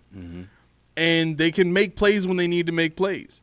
And you get a guy like C.J. Stroud together with a guy like Bobby Slowick, who understands how to make the game easy for a quarterback. I think you need either a head coach that can come in with an offensive scheme that can do that for a quarterback, or you need a very, very good offensive coordinator that understands how to do that for a quarterback in the way that Daboll did for Josh Allen when he was here. So, looking at what happened with the Bears, with the weapons that they have on offense right now, you had Keenan Allen in what is probably his last effective year as a thorough, receiving option to be depended on in key third down situations. You have Rome Odunze, who's a great wide receiver, and you got DJ Moore in his prime. You combine that with a DeAndre Swift, who's been playing amazing football the last 2-3 weeks, and the offensive line, they're pretty good at run blocking. They're not great at pass blocking, but all that is to say, you had enough on offense to go into that game and beat that team. And while they almost did, it should have been a tighter game throughout, in my opinion. You can't have all that they have on offense and play as terribly as they've been playing all season long. This is my question to that. If you're Joe Brady, do you blitz that job? This goes along with what I was saying. I think if they call Joe Brady and they say, what can you do with this? He has to take that job. I would. How can you turn that down? %. Well, let me ask you this: what is he gaining Over there? Yeah, He gets to build. He actually gets to build his team next year. They have $81 million in cap space. Right. And they still have their franchise quarterback on a rookie deal. They got Rome Odunze, your boy. DJ Moore is still there. They got Montez Sweat. They got pieces. And his ex co-worker in Buffalo, what's his name? Who do I have here? Eric Washington, the ex D-line coach here. He was they were both ancillary coaches with each other in Buffalo as a DC. It'd be a hell of a time turning that down if you got offered that. Right. As a OC? Head No, coach? as a Oh, HC. you want the head coach? Mm-hmm. Oh, okay, Yeah. okay. Yeah, I think he would have to take it. Steve says Bears giving the job to Ben Johnson. Just watch. I mean, yeah, Ben Johnson is probably the foremost name right now as far as coordinator to head coach. That will for sure be sought after this this offseason. I think Bobby Slowick is up there. Joe Brady's definitely going to be up there for New Orleans and I don't think the Giants will pick him up. It would have to be a team like the Bears or the Saints or one of these other teams that really hasn't won anything recently. I think their fan base might tolerate a first-time head coach, even if it's an offensive guy. They can sell that as him coming in to fix their offensive issues. But man, the Bears' job is that's going to be one of those jobs that. Very attractive. They have they got money, they got a quarterback, they got weapons. It's built for a head coach to step in and really wreck shop. And their defense is not bad. Not at all. Like it's not great, but they got the pieces there. They got a good secondary. Yeah. They just don't have a great pass rush right now. Yeah. Tremaine Edmonds. I mean, there's that. You got your captain on defense, Yeah. I guess. Montez Sweat, Jalen Johnson. Who else we're looking at? Kevin Byard. And I'm looking at next year's cap. So T.J. Edwards, the linebacker. Who else is it? DeMarcus Walker, Andrew Billings. So they have guys next year that they can build around. And like I said, $81 million in cap space. If I was that guy, I'd be like, yo, let me build my squad. $80 million. That's 81 mil. crazy. They're fifth. They got the fifth most cap space in the league in 2025. They are in an amazing position. My thing is Yep. like, I understand it, but the only thing is, why do it now? You might as well, because it's clear you're not making the playoffs. Yeah, I don't Why know. not just let them finish out the season? I mean, they did lose 6 in a row, so maybe he just got tired of it. He was like, all right, bro, you lose one more, you're out of here. I don't know why they brought him back. I think this was more a matter of trying to save face with the players. You know what I mean? Because that's the one thing that an owner always has to look out for is if that coach loses the locker room, and even with the Giants, it doesn't quite look like Dayball has lost the locker room. You know what I'm saying? But I mean, there are some people that are reporting, he's lost the locker room and he's probably going to be fired. But on the field, it doesn't look like it. For the Bears, I don't think it was more. I don't think it was about Eberflus looking like he lost the locker room. But when you have a chance to beat the best, if not the second best, team in terms of record in the NFL. Like, you literally had them against the ropes. All you had to do was throw one more haymaker. Yeah. You had to get 5 more yards to give your field goal kicker a shot. And you waste 35 seconds like that when you still have a timeout? Like, there's no way a head coach like that can walk into a locker room, after the game or the next day and walk out onto the field and say, all right, guys, come on, let's go. Let's get ready for the next week. Players going to be looking at this dude like, how are you not fired yet? You know what I'm saying? Like, I think that's what it really came down to. Owners looking at that situation like, all right, I got to do it now. Otherwise, the players are going to revolt on me. It's going to be ugly. It's a business first. Yeah, I was actually rooting for him because, hey, dude, it was down 23-7, and they came back against the Lions, bro. Like, the Lions didn't put up any points in the fourth quarter. 0. Yeah. I'm like, yo, these boys got a shot. Yeah. Man. But another thing, too, they did it. They made the halftime adjustments. Right. Like, I think Caleb Williams, I want to say his yardage was like 50 yards in the first half. Mm-hmm. Second half, he had almost 250. Yeah. So, like, with DJ 3 Moore touchdowns, started I'm like, going off. dang. Yep. So, like, whatever was stopping them, they fixed it. Right. And it was working until that last drive, man. Yeah. It was probably happening regardless. I heard that Doug Peterson knows he's getting fired too. So Oh, he already knows. That's another one. He already knows he's getting fired So too. who's the list right now? Eberflus already got fired. Dayball, I think, is going to get fired. Robert Saleh already got fired from the Robert Jets. Saleh already got fired. Right. Okay. So then Jacksonville's probably going to be Peterson. Mm-hmm. Who else? Pierce is good. I don't think he's getting fired. He ain't had no quarterback yet. Who was the Panthers coach? Oh, he just got hired. He's what is it? Panthers. Starts with a C, I think. Yeah, Canales, Dave Canales. Yeah. Canales. Yep. Yeah. He just got there, so I think he keeps that job, especially with the way they looked against the Chiefs. Mm-hmm. Antonio Pierce is 2-9, but I think they'll be okay. What about Cleveland? I don't know.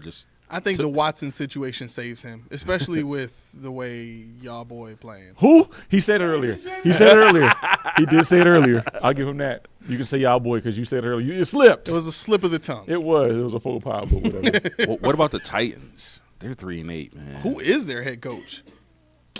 The Titans? They just got him, didn't they? They just hired him. Yeah, they just hired him. Oh, so they fired somebody? Brian Callahan. That's right. Oh, okay. Brian Callahan was the defensive coordinator for the Colts. You're older than he is.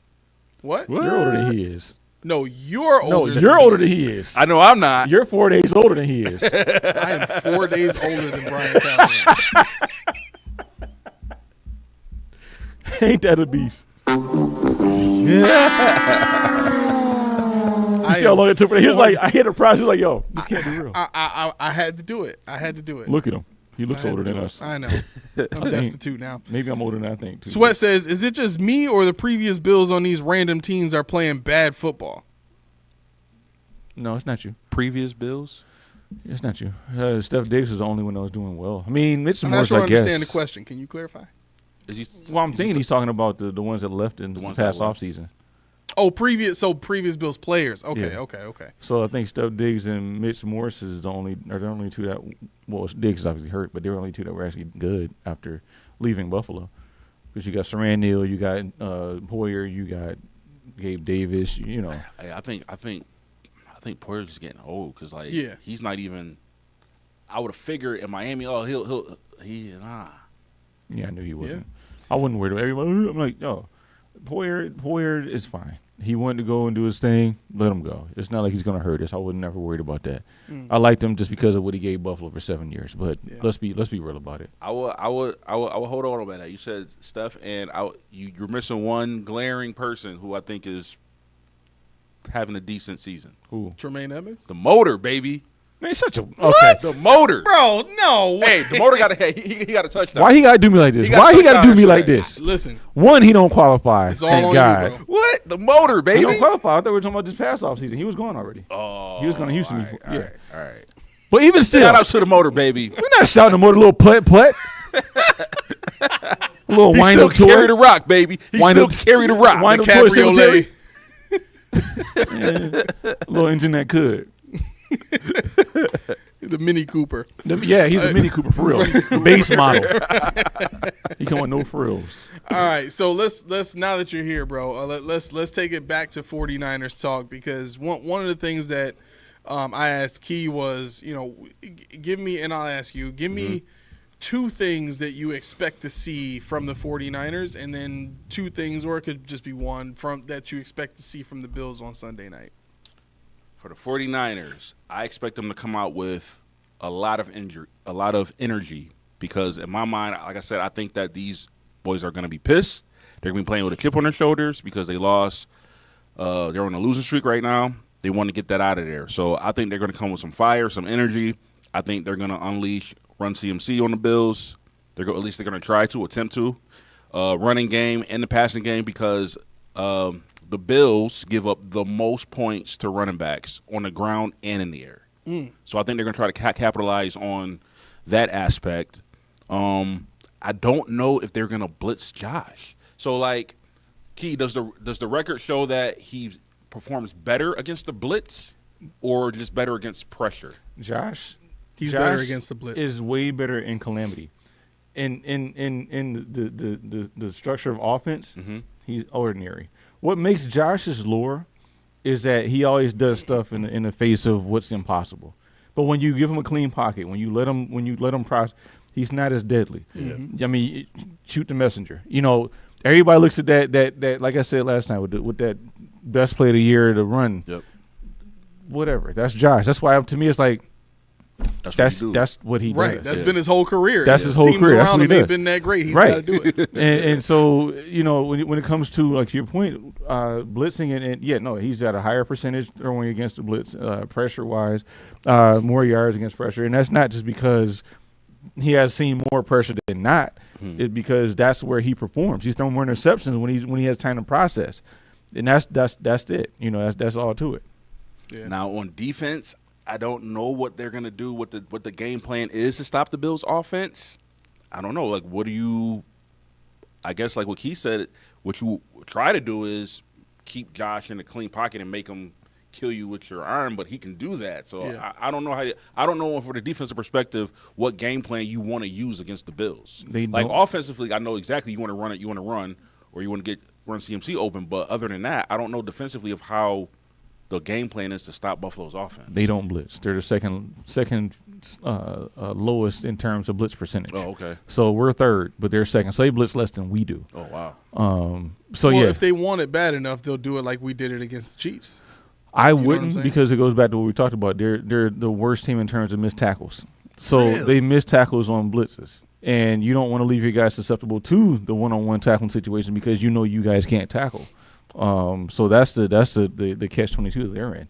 Do we blitz and try to tackle, or do we just stay at home and try to beat them with our base D, whatever it is? This would have been a great game for Coleman to play in, man. For Keon? Yeah, this would have been a good game for him to play Is in. he already declared out? I don't think so. The only person, well, who was it? Spencer didn't practice, and was it Keon that didn't practice? Those two? I think Keon was No, limited. Dalton. Dalton didn't practice. Yeah. He didn't practice at all. So Keon did practice limited. I saw Milano practice full. Full. Yeah. Is he? You think they're going to start him though, or should they ease him in? I could see him getting some snaps if they want to. Yeah, I would give him a few snaps. Yeah, Give get him him a snaps, couple. yeah. I wouldn't start. Don't him mess fully. with the synergy going forward. I mean, we're what 9-2 for a reason. So let's let it ride. What do you guys think? What did the San Fran do to stop the Bills, or what do you think they're going to do against the Bills? I think they, well, I mean, I hate saying it this way, but I don't think there's anything they can do to stop the Bills. But I mean, I like both of y'all points because Key also said they're going to play with high energy. They're going to be aggressive and that's cute. but it's cute, but I don't think they have the horses. Yeah. You know what I mean? And Fred Warner, somebody just asked. Lindsay said, doesn't Fred Warner have a broken bone in his foot? I think he was playing with it. Huh? I think he's been playing with it. Yeah, I think he's been playing with it too because he was on the field. When did they play? Sunday? Yeah, I watched that game Sunday, and he didn't He look was out there. He looked pretty good. Wow. So he's going to play.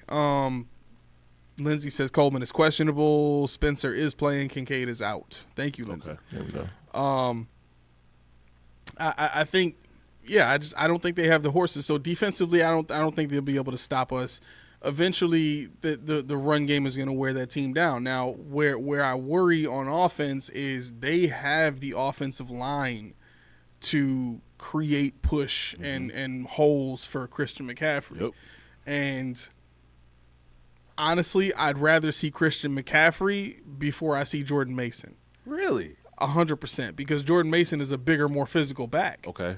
And when you look at the ways that they've been using Christian McCaffrey, not only is Christian McCaffrey injury prone, but he's not 100% right now, which means he's not as fast. That's so true. even if he does break one tackle, he's not going to break two or three the That's way true. Jordan Mason could. That's a good point. So, I think I like my odds against their run game. They are going to get off, like you said. The Bills give up the most points to running backs, and so we'll have to deal with that. But again, for me, it comes down to scheme. The Bills are used to seeing this scheme twice a year with Miami. Mm-hmm. You know what I'm saying? And I think the only thing that Mike McDaniel has done to separate himself from a Kyle Shanahan is the way he's implemented speed into that type of offense. Like the 49ers version of that offense is more physical, more hard-nosed than what Miami does, but both of those schemes are built on timing. Yeah. And then you factor into that the fact that they're more than likely going to be playing with was it Kyle Allen? Who's the Allen they have? Brandon Allen. Sorry, Brandon Allen. 17. Yeah, so Timu. Timu Allen? Allen. Timu Yeah, so Yeah. so the fact that they're going to be playing with Bizarro Allen, I think I think that changes what the 49ers can do. You know what I'm saying? That I don't think they can run the full gamut of motions and stuff like that they're used to being able to do. That Kyle Shanahan is used to being able to call. So now you have a limited scheme because your quarterback is a backup and doesn't really have the same type of grasp that a Brock Purdy has on the offense, and you have limited players within that offense. Listen, if you come out with all the energy in the world, right, but I don't want to get canceled for this, y'all, but I'm gonna say it because that's what we do. It's all truth, no sodium on this joint. Yeah, watch out now. You could have all the history in the world of being physical and vicious, but if you come out like Mike Tyson did in that fight, and you just standing there eating jabs all night long, Yeah. listen, I love Mike. Yeah. I love him. Yeah. I'll say this real quick because I really don't want to get canceled over this. I think the fight was kind of fixed a little bit. Oh, absolutely, Yeah, like bro. watching Mike in practice and all that. Yes. Like, there's no way he just sits there and eats jabs. No way, Bro, He was eating he gloves, got really. gifted $20 million to Right. play a role. He Right. played the role. He got paid. That's it. He was eating mad glove. I don't know why he was like. Yo, honestly, I think Mike had to. Because here's another thing. You got to remember, Mike is a fighter. He's been Yes. fighting all his life. Yep. So even though he's old, the instincts kick in. I think he had to calm himself down. Yes, every time. Man, I could take this head off. Don't do it, Mike. Yep. Yeah, that's I think exactly he was what I doing was it thinking. because they showed it. Like somebody had the perfect video. He was practicing the same movements he did in the match with Paul, except in the one with in the practice one, he hit him low, dodged, came up high, pow. In the Paul fight, hit him, bow, he pulled it back. And you can easily see he pulled back. He had him. What about when He pulled it when back. he punched Paul in the face hard as they can Paul like Yo, and then When he clinched, and it was like that's when he started really biting. you're like, yo, listen, we got it. Bro, you're not going to get to 20. I think he had to go past 6 to get to 20 mil. Mm-hmm. So he's like, Mike, calm down, baby. He's like, all right, I'm good. Like, right, I'm gonna just bite this thumb. Yeah. So, and then what you said, I like the point that you made about Miami's having a similar scheme. The thing is, I respect 49ers more than Miami because, to me, Miami, their scheme, to me, it's built on speed. Like, that's their only gimmick is we're way faster than you. Right. I think the 49ers just have an overall better team. Like, the guys that they got are better. I think it's not just speed, it's everything. Yeah, they got it's physicality tempo, too. physicality, it's everything. Yeah. But I don't know, it's weird. Like, I respect a whole lot of what the 49ers do, and even Kyle Shanahan.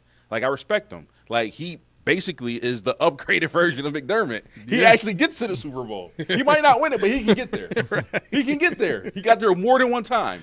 So I have a lot of respect for this team, but the more I talk about it, the more I think you're kind of right. Like, they don't have the horses to compete. Like, even as much as I respect this team, and I won't think that by no means they're a pushover. By no means they're a bad organization. It's just they don't have the horses to fight right now. Yeah. So I don't know, man. Yeah. Josh Allen on Sunday night. What's his record? On Sunday nights, I'm not sure. I can look it up though. I'll pull it up. That's You know what's funny though too? So now we mentioned that both Allens were 17. So if you didn't watch the game, you heard it on the radio, and they said Allen completes it to number 1 Samuel. Who is he talking about? Debo. Oh, wow. Is it Debo Wow, Samuel or yeah, is it Curtis Samuel? That's a good point. That's a good point. Wow, I didn't even think about that one. Samuel's with number 1s and Allen's with 17. You think Curtis did that on purpose? and I just rhymed right there. Like, so much of this conversation is bars, serendipitous, baby, right? bars. Exactly. Oh my gosh. Let me see. So Lindsay says Phillips in his puffer jacket is back. Jordan Phillips. What do y'all think about that signing? I think he was just saying it tongue in cheek. I think.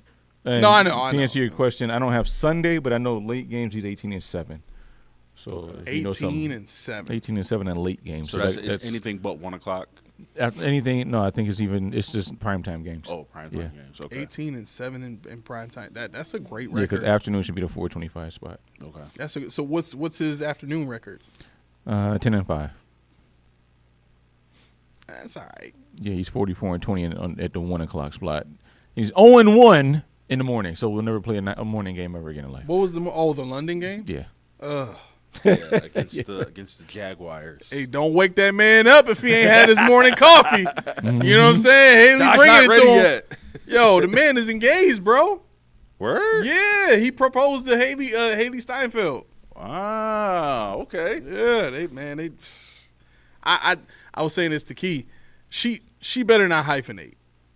Like Kate, Steinfeld / Island. Yeah, I like that's too much of a mouthful. You can't do that. Just Haley Allen sounds way better than Haley Steinfeld Allen. It does. It rolls off the tongue better. Yeah. I don't know, Caitlin thinks that she's going. That sounds kind of abuse with the hyphenation, though. So you say it like that. I think they do it because they don't want. They still want their name to be recognized. Like, they don't want it to be like, because it's a brand. Yeah, or I don't want to be like, oh, you're just Josh Allen's girlfriend now or wife now. You know what I mean? Yeah, there's somebody who's married that hasn't even taken on her husband's last name. I forgot who it was. Really? There's a couple people that just kept their name. Mm-hmm.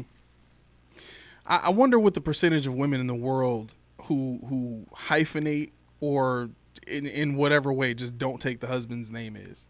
Yeah. I think that would be interesting to find out. I don't even know if that type of information is out there. That would be weird. All right. So, moving along. Are we getting into more 49er stuff? Do we have what else do we have? You got stuff? Because we went through my stuff. You got stuff? How was y'all Thanksgiving, bro? I slept. You slept? Yeah. I didn't sleep. We talked a little bit about this before you got here.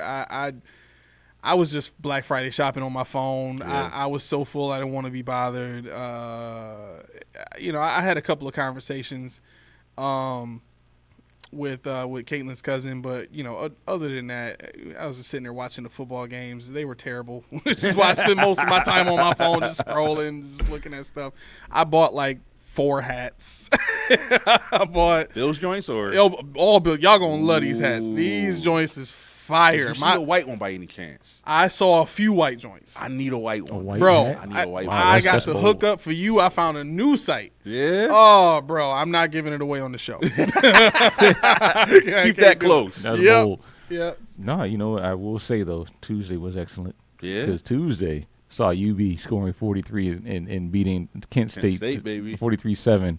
I mean, it was excellent. You know, my uncle was bundled. He was suited and booted again. Yeah. I mean, well, I don't know how he gets through a whole game with all the gear he has on. Like, we going fishing after this, or what we doing? I mean, I couldn't see his face half the time. He was in there somewhere. I know Listen, it was a being that's sitting next how to me. I would go to a game. You know what's funny? I wore a hoodie and a hat with gloves. That's all I had on. I wouldn't want to feel the cold at all. I had when my go, jacket. I I be never put it layered on. up, man. Yeah. I got the long johns on. I'm layered up. Right You know what's funny? I took my parka thinking I didn't want to put anything under my hoodie. I had a tank top under my hoodie thinking I was going to put the parka on. When I got my set, it's not enough space for me to put this thing on, so I just put it on the seat next to me, and I never used it. Wow. Never used it. I don't understand it. I don't know how. Wow. But I got through it. Yo, so my Thanksgiving, man, I had to go to work because our guys still work during the holidays. So I was in charge of putting a spread out for them so they have food. Bro, I got introduced to some stuff that I've never had before. Tofurkey? Well, I on mean, Thanksgiving. Tofurkey? What is tofurkey? Turducken. I'm sorry. Yeah, I'm Turducken. like tofurkey. What? Tofurkey is tofu turkey. Is it? Yeah. I still want to try that so bad. Turducken? Yes, I want to try it so bad. It looks like so it tastes good. great. But yo, have y'all ever had? What it does? This joint got 6 legs on it. It's like know, an alien, but bro. it looks delicious. That joint. Dang. And everybody who tasted it was like, "Oh, this joint good." Right. They had Gordon Ramsay make it this year, and they were showing them how to make it. And his joint, whoever made the restaurant he was in, they debone it. Mm-hmm. So like on John Madden, like they showed when he was cutting it and had bone in it. Yeah, His nah, just you got to went debone straight that. through. You I got to was like, debone that. "Ooh." Like a beef Wellington, you got to debone it. It can't be right if you don't debone it. But yeah, no, Wow. that's big back activity. Yeah. Yo, What? It got me. That is big back activity. I mean that's a lot of yard bird. That's a lot of That's yard a lot of bird. Yeah. man. But yo, have y'all ever had smoked macaroni and cheese? Smoked? Yes. No. I think I had that at a restaurant one time. Let me tell you, brother. This guy at my job, he smoked the mac and cheese, and then somebody else brought in some mac and chease. And No know how- competition? And you know how we are with our Yeah. mac and cheese. Oh, no right? doubt. Right? So I'm like, oh, it smells good. He was like, let me know what you think about the mac and cheese. I'm like, all right, I'll give it a shot. I'll give it a shot. Bro, I was like, wow. Like, yo, the Really? smokiness. Oh, it was good, bro.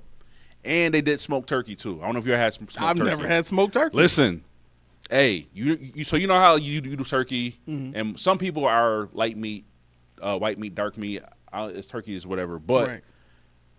their turkey when you smoke it, it is so moist, like both sides, bro. Like Christina had it last year. She keeps talking about it. Hey, is your commander gonna make that smoked turkey again? I'm like, I don't think he's making it this year, but it was bomb. So I think I'm gonna have to get a smoker. I definitely want to get a smoker. So I had smoked brisket, smoked macaroni and cheese, Dang. and smoked turkey. That's a man's dinner. Right Oh, Yeah. hey. there. They don't know how to cook anything inside. Everything's on the grill. I don't know how to They don't know how to put anything on. How you turn the oven on? But they can put someone on that smoker though. Well, I tell you, it was good. can't do this in the house. I can't. It's illegal. Now let me ask you this: what are your Thanksgiving must-haves? Like you must have. I this. can't answer this one Mac and cheese, easily. That's a must-have for you. Oh, It's got to my be. gosh. Oh yeah.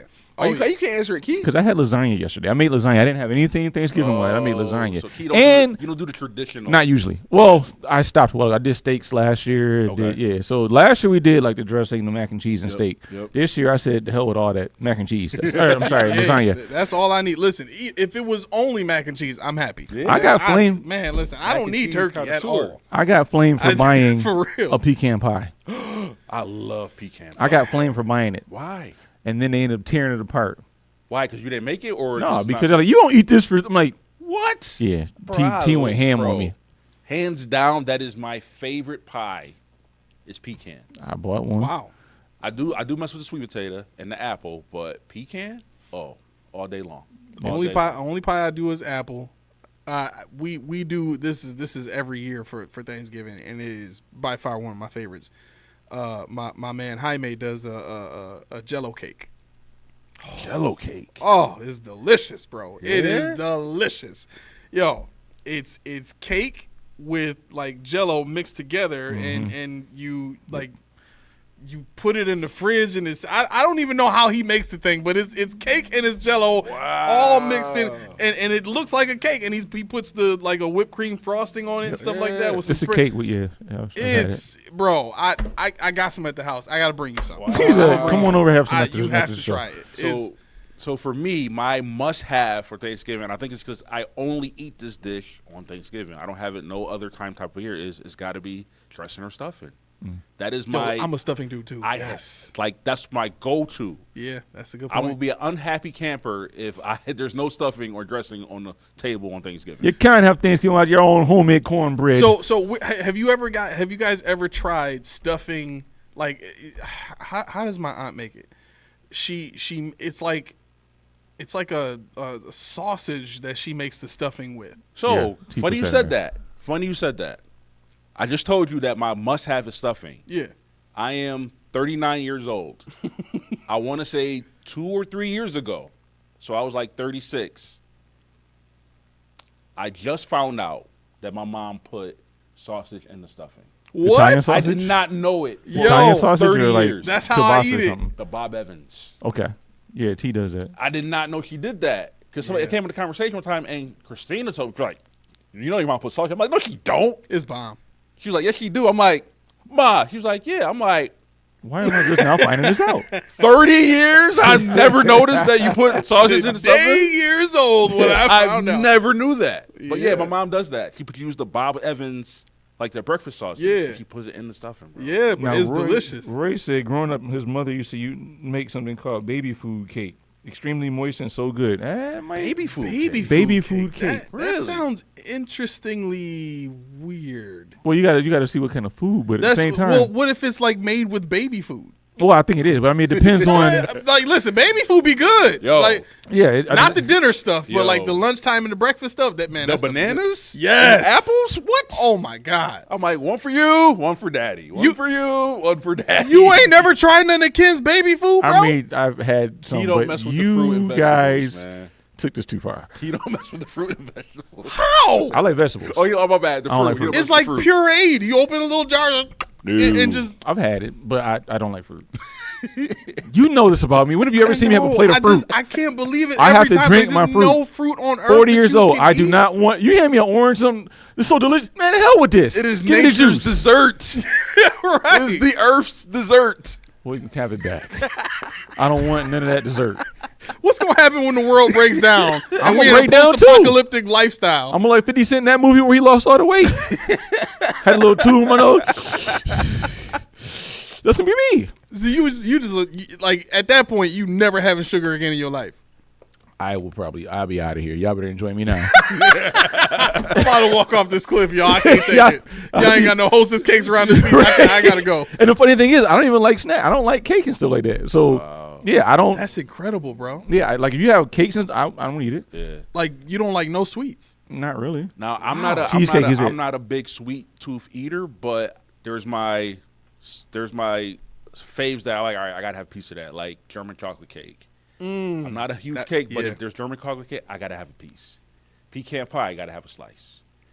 And then I love chocolate chip cookies, man. Like the homemade chocolate chip cookies all day long, bro. All day. Caitlin made these white chocolate chip cranberry, I think sugar cookies. Them joints, bro. I gotta have her make some more. Yo, them joints was a hit. Them joints was a hit, bro. It was and like the way she, because I told her I like them. I like them on the softer side. I still like them like crisp, slightly crisp around the edges, but like soft. You know what I'm saying? Yep. So when you bite into them joints, they just kind of like crumble just a little bit. You know what I'm saying? Oh, Not a lot, just a little. It's the best cookie I ever had in my life. Yes. Now, have you ever had last food take? I'm sorry. No, it's fine. I'm a fat boy. I'm sorry. Yeah, It's listen, fine. right? Whoever's with us is gonna rock with us. So, have you ever heard of Macy's Pizza?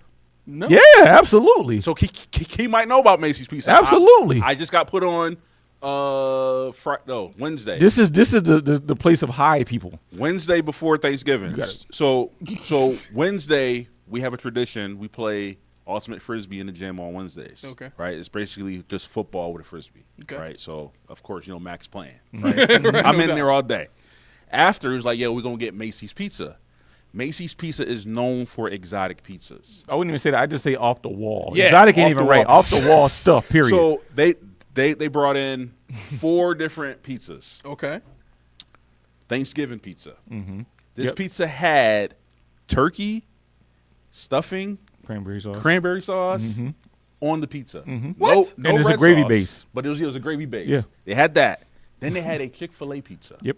Chick-fil-A had the chicken, the waffle fries, Mhm. the pickles, and the Chick-fil-A sauce. On the pizza. On the pizza, bro. You was right, bro. You On the gotta pizza. be high Dude, out your no. mind to be. You know what I get from there? You know my sub?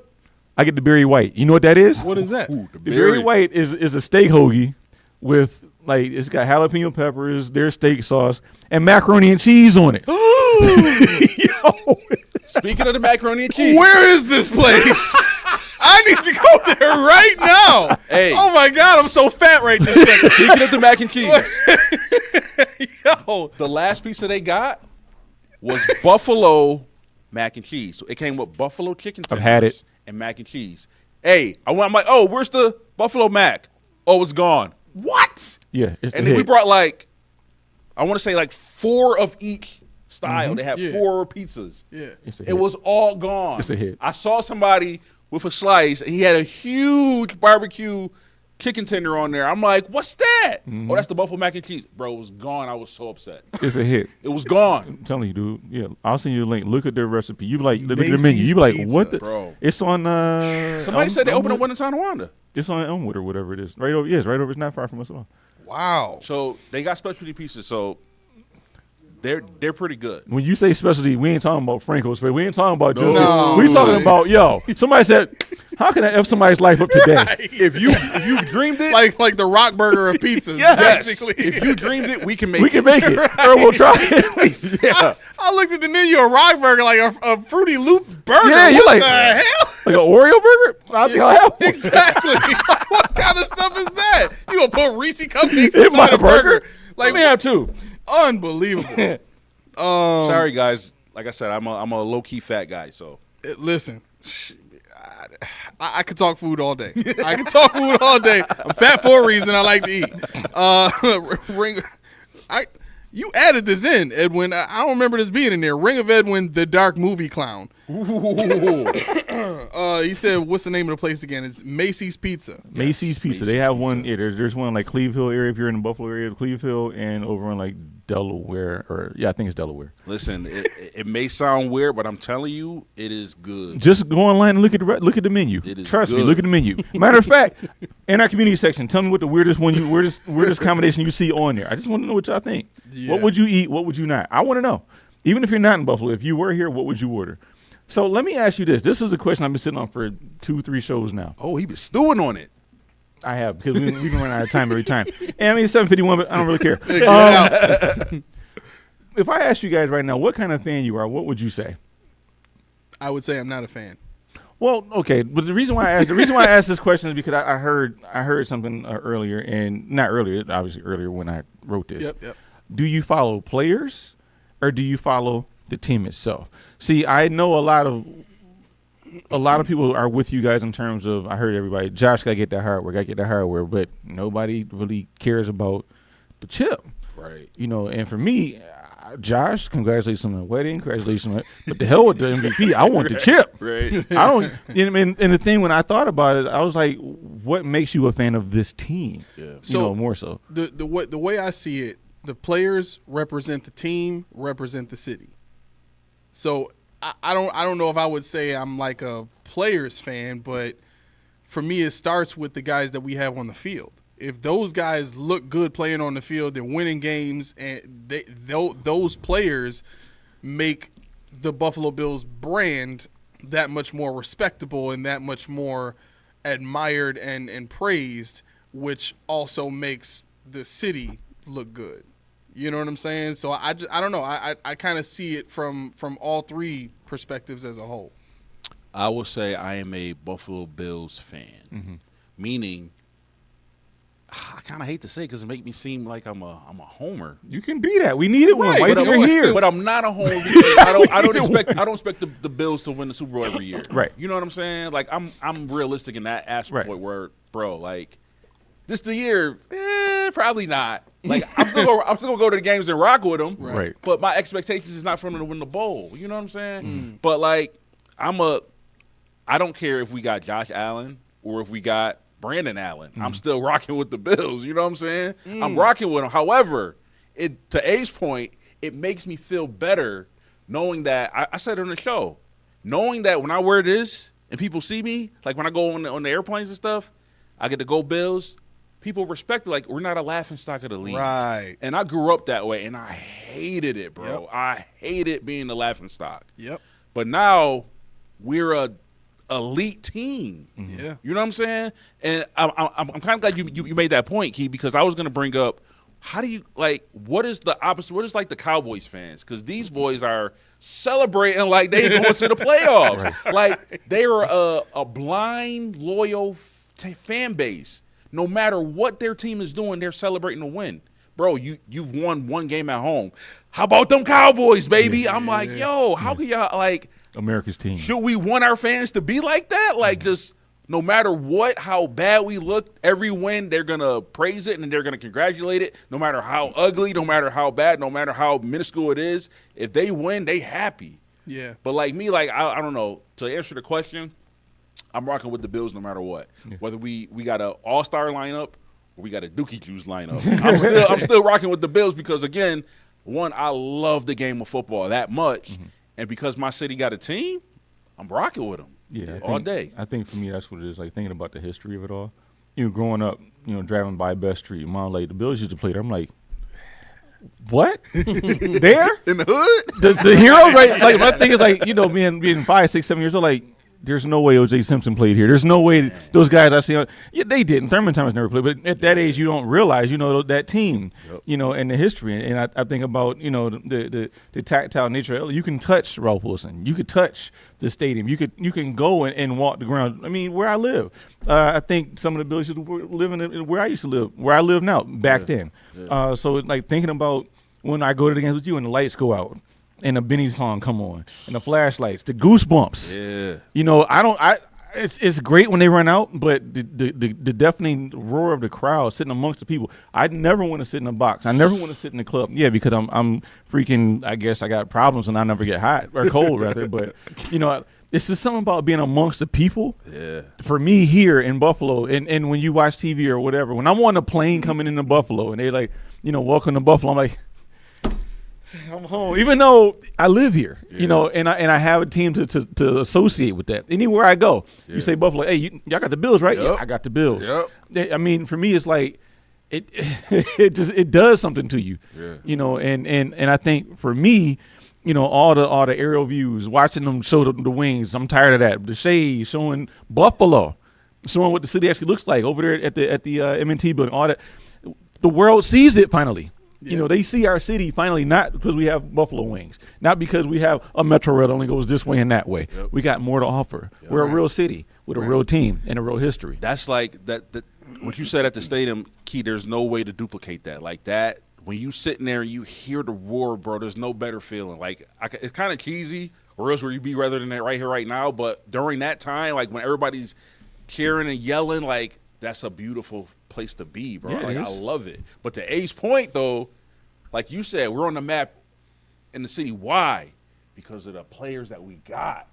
Because of the Allens and the Cooks and the Hembos and the Milanos. Yep. That's why they putting the city on notice. So I feel what he's saying. I kind of like that. But again, even when it wasn't like that, I was still rocking like Buffalo. Well, yeah, we suck, but Buffalo. Right. That's what I wanted to point out too. Is like during the drought, I remember us going to games, during the drought, and at the games, it was okay to be crazy because, like, it's game day. That's my team. I'm a root what no matter what. Right. Mm-hmm. But one of the things that I did notice is throughout the week, folk wasn't really repping like that. Nope. You know what I'm saying? Like, you get caught walking around with a Bills hat, like you might get beat down just because your team suck. You know what I'm saying? Like, because I ain't finna sit here and let you talk bad about my team. No, it ain't their fault, man. It's the owner's fault. Don't be talking about bad about my team like that. You know what I'm saying? They doing the best they can.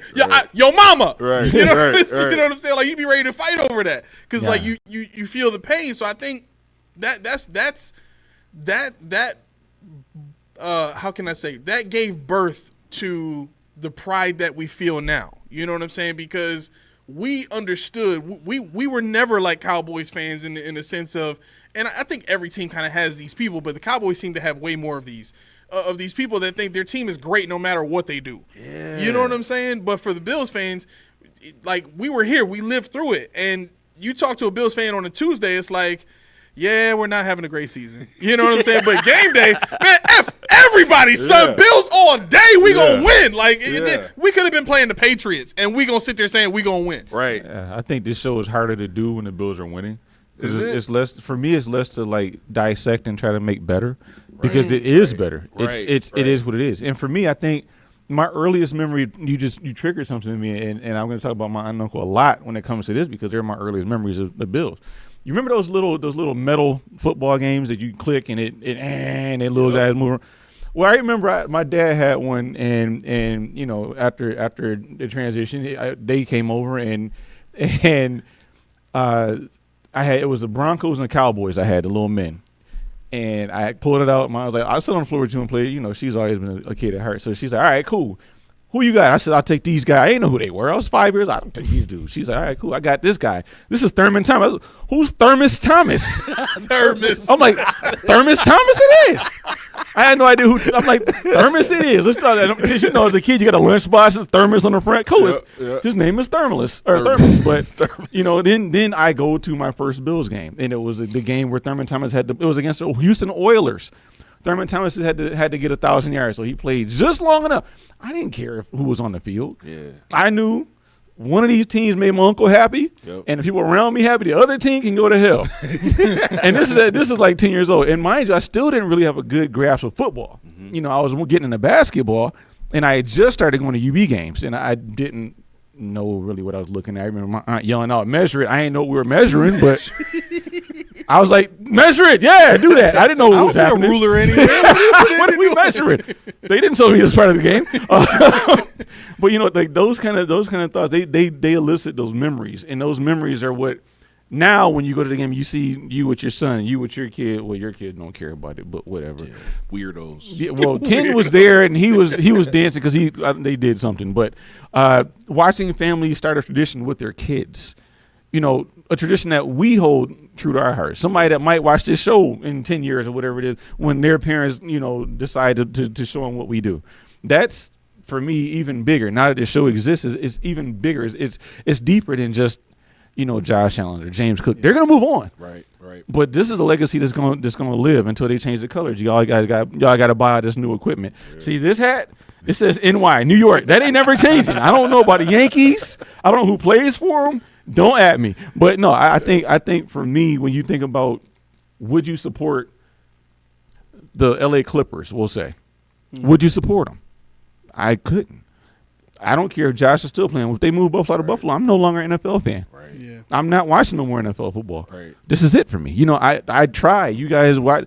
Rain texted me yesterday. Yeah, these games suck. I'm like, I wouldn't know. I'm not watching them. Yeah. Like, I'm happy I got a day off Sunday. I'm glad I got a day off. I don't care. But you know, like, so I'll equate it to basketball for me, because for years I was a I guess a default Knicks fan. You know, because my favorite player, you know, my favorite player at the time was Allen Houston after Jordan retired. Mm-hmm. That's a deep one. I ain't heard that. What? I respect him. I ain't never heard nobody say Allen Houston. I respect that. Oh yeah, I loved I watching respect him that. play. He was nice. And then at that point, you know, then I think a year later or something like that, we got Spreewell and like that whole crew. Mm-hmm. You know, so. That's when I started my, you know, I started paying attention to the Knicks, you know, and I really liked the Knicks, and they were great, you know what I mean? They were doing well in the playoffs and all that. And once those players left, I I didn't like the guys they got after that. Mm-hmm. You know what I mean? I didn't feel like I could connect with the team because I didn't like the players they had. You know what I'm saying? And then, that was like the last of basketball I watched for a while. Then I found out there was these boys out west that was, shooting the lights out the building, and I started watching the Splash Brothers play basketball. Mm-hmm. And that's when they still had Harrison Barnes on the team, and they was just shooting threes all over. I'm like, yo, these boys is exciting to watch. Like, I really enjoy it. And then what made me love the team was they drafted all these dudes. Yeah. You know what I'm saying? Yep. They didn't just go and sign all these boys and create a super team or whatever. Like, they really did the work to put that team together. So I was like, yo, I'm really feeling this franchise. And then watching Curry play, it was like, yo, that, like, for me, when Curry leaves that team, that's it for me as a Warriors fan. Because I connect with Curry. Yep. You know what I'm saying? Like, when I became a fan of the team, it was because of the player. Mm-hmm. And I think, it's tough because I think you're right. What you said is exactly right now. I think for this Bills team, it was easy to connect with the players, but not the team. But because of the show, now I feel that there's a connection with the team where, all right, listen, the staff, come on, staff, figure it out, get it right. Come on, owner, figure it out, get it right. Come on, head coach, figure it out, get it right. You know what I'm saying? Mm-hmm. I think I'll still be the type of person that connects more with the players than anything because those are the guys I'm watching on Sundays. But at the end of the day, I think there are a lot of people out there that may not realize that that's how they start off being a fan because that's how I started. Like for me, again, during the drought, it was Nate Clements and Antoine Winfield. After that, it was Stevie.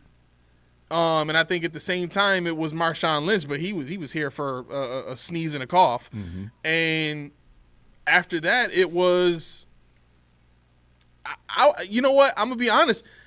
I couldn't get into Fred Jackson. Yeah, I respected him as a player. Yeah. You know what I'm saying? Because of who he was and what he did for the team and where he came from, Cole College and all that stuff. But I just, because I liked Lynch so much more and the beast mode and the style of play and all that, like I was mad that he left and we were stuck with Fred Jackson. Yep. You know what I'm saying? Like, go out and give me some. And when CJ Spiller came in, I was like, all right, there's hope. We got this guy that this a home run hitter. Nope. Stuck with Fred Jackson again because he's the most effective dude. You know what I mean? So it was that period of time was hard for me as a Bills fan because I didn't have nobody that I could hold on to they pads and say, this my guy right here. I know every Sunday this dude going to go out and make me proud. Mm-hmm. You know what I'm saying? Yeah. And now, I mean, Josh Allen is that dude. Like, no matter where I go, like you were saying, no matter where I go. Somebody just got into the car. I was driving Uber yesterday. Mm-hmm. Somebody got into the car. So who's your favorite team? I said, you should already know. And I pointed to the hat. And, they chuckled. But this lady was like, I hate the Bills. And the first, like, during the drought, you know how it is during the drought. What the you say? You know what I'm saying? Like, I'll be ready to fight. But because I know who we are now, because I know we got Josh, and he's the best quarterback in the league to me, you can say whatever you want. Right. Like, okay, well, who's your team? Like, that's one of the best things to be able to ask now at this point in time with the Bills. Like, who's your team? She said the Cowboys. I'm like, got it. Okay. Right. Okay. All right. And I chuckle inside a little bit, and then I say, man, y'all ain't doing so well this season. You know what I'm saying? Because I can. Yep. But for me, that was the transition, and all of that is to say, I think that's why it's easier for me and everybody like me to connect with. I don't want to say any team, but I like players outside of the city. Yeah. I like, and even in the city, I like players more than I like the team because at the end of the day, the colors is cool. But if the people repping my colors and wearing my colors suck, I don't want to be. You know what I'm saying? Like I'm gonna be screaming for us to get somebody better. I ain't gonna be repping those players. I'm not gonna be wearing jerseys. You know what I'm saying? Like that's still to this day. The only jersey you've ever seen me wear on the show is a Marshawn Lynch jersey. That's the only jersey I will put on my back and wear around here because that's one of the dudes that I respect like more than anything. You know what I'm saying? And everybody else leaves. Yeah, I have a screen printed Drew Bledsoe shirt jersey kind of combination thing. Yeah. That's all I got. Now I don't wear jerseys unless actually I don't wear jerseys at all anymore. You know, Mitchell and Ness was cool because at least the player retired as a Bill or played and it's not playing anywhere else. Because if you get that jersey, somebody you got to put tape on it. So look, the situation. It's a bad situation, right? You know, but no, I think I get it. I get it. You know, you guys love the game on the NFL level, whereas I don't. You know, I think that's the differing factor. You know, for me, I played a little football, but I never loved the game. Yeah. You know, I loved UB. I loved the memories at UB. I loved the Bills. I love the memories of the Bills. Yeah, you love basketball, bro. I love basketball. Yeah, basketball is where I am. You know, I'm like A when it comes to basketball. Mm-hmm. The exact way I grew up in the '90s. Michael Jordan, that was my dude. Bulls was my team.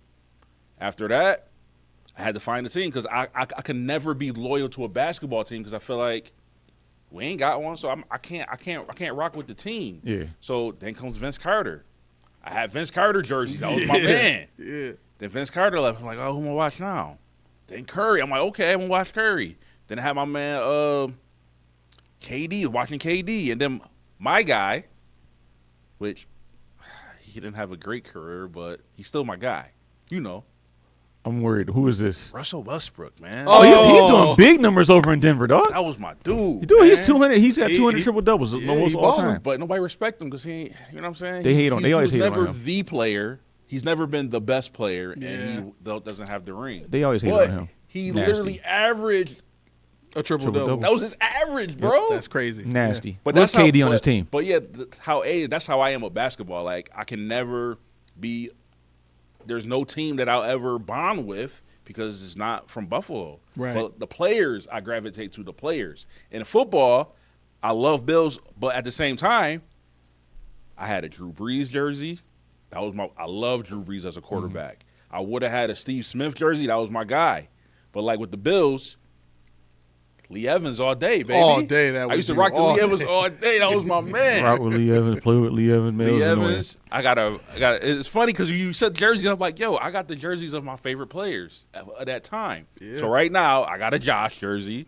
I had a Lee Evans jersey, Fred Jackson, and C.J. Spiller. Like, that's it. Yeah. And when I was little, I didn't like the 90s Bills jersey because they felt weird, the little Puma joints. I didn't like them. I hated them. But I had a Bruce Smith, and I think I had an Andre Reed. But I didn't really like those jerseys because they didn't. I wouldn't get on jerseys at that time, so it didn't matter. I was cool. No, I think to your point about basketball, I don't know. I think that's memory based as well. You know, because I was a Sean Kemp head. Why was I a Sean Kemp? My first ever game I sat down and watched Sean Kemp versus Olajuwon. I couldn't get enough. I said, I'm hooked. What the hell is going on? Battle of the Greats right there. So that Sunday I had to watch David Robinson versus Michael Jordan. It was locked in. So what happens in 94? Sean Kemp plays against the Denver Nuggets, Dikembe Mutombo. Mutombo holding that ball over his head when they beat him in the quarterfinals. I said, I need to know what this team is about. That was the day you became a Nuggets fan? That was it. Wow. Mahmoud Abdul-Rauf. I said, who is Mahmoud Abdul-Rauf? Who is Reggie Williams? Who are these guys? So what I did was Antonio McDyess got drafted that offseason after they went on. Then they came to Buffalo to the Odd. I saw him. I was there. I saw Dikembe. I saw Reggie. I saw Brian Williams, Mahmoud Abdul. I saw them all. Wow. McDyess. So at that point, never been anything but the Nuggets. Dang. The same way you know how I am on college. I can't play with anybody but UB. I can't do it. Ken can go get Notre Dame. I got to find out how I can get UB. Only reason I did it because I didn't want him talking mess because he's understanding the difference in the skill levels. But, for me, it's I don't know. It's just a memory of running up and down Alumni Arena. My uncle remembers this. My aunt, too. They used to hold me back because they used to, like threes, they used to toss hot dogs into the stands. I got probably about a gang of hot dogs every game. Word? We went to all the doubleheaders, the basketball game, doubleheaders. Man, I would catch everything they threw them. I'd run down the aisle. I was mossing people for these hot dogs. I was a little chunky. I was chunky, but it's okay. But it's those memories. I can't tell you who plays for UB now. I can't tell you who the basketball players are. Yeah. But I bet you if I got to watch the college, I want to see what UB's up to. Right. Sean Dulac. Why do I follow him so much?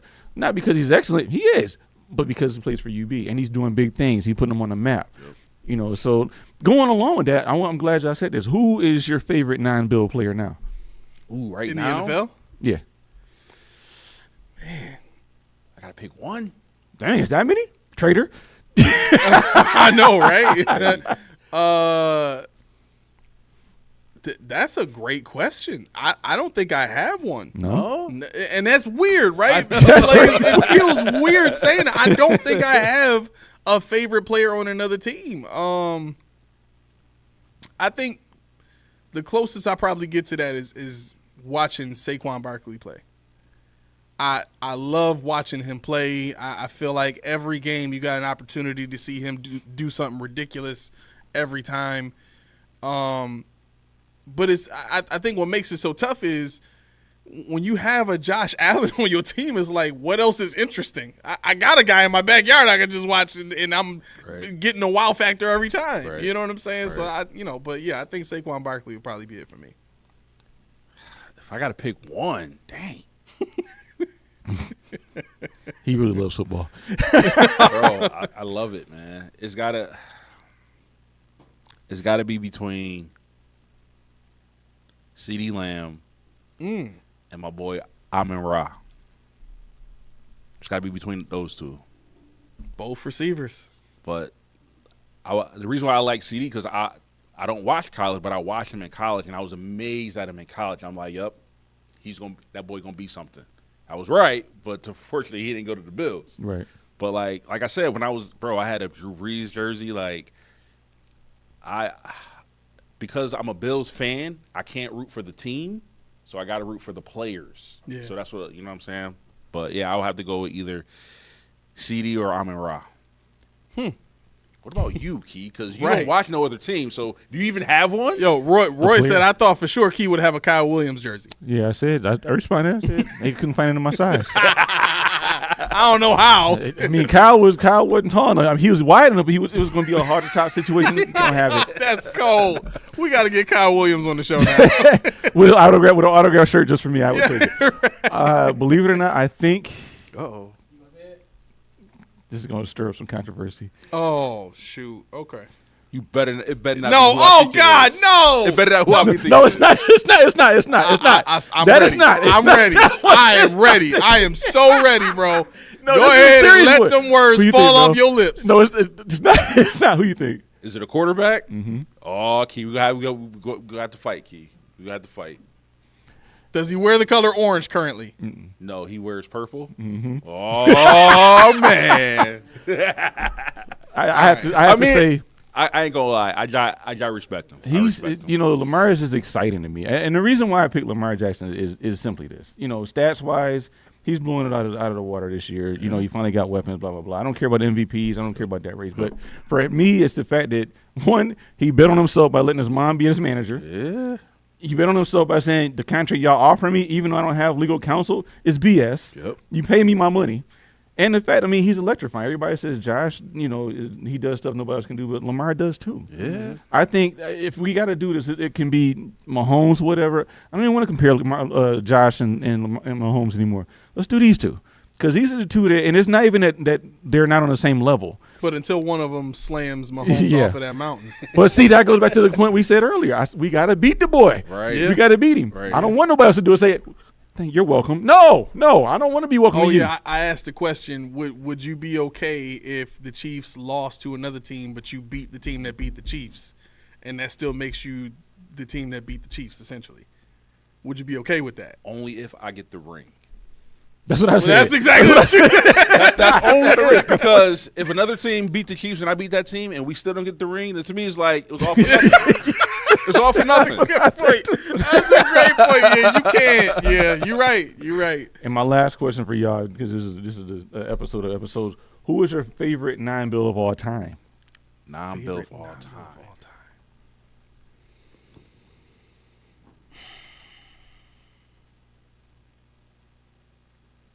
I feel like we need some elevator music right now. I'm gonna have to me. I can never just pick just one, man. You sir indecisive, It's like Lay's potato chips to you right right? now. Can't just eat one.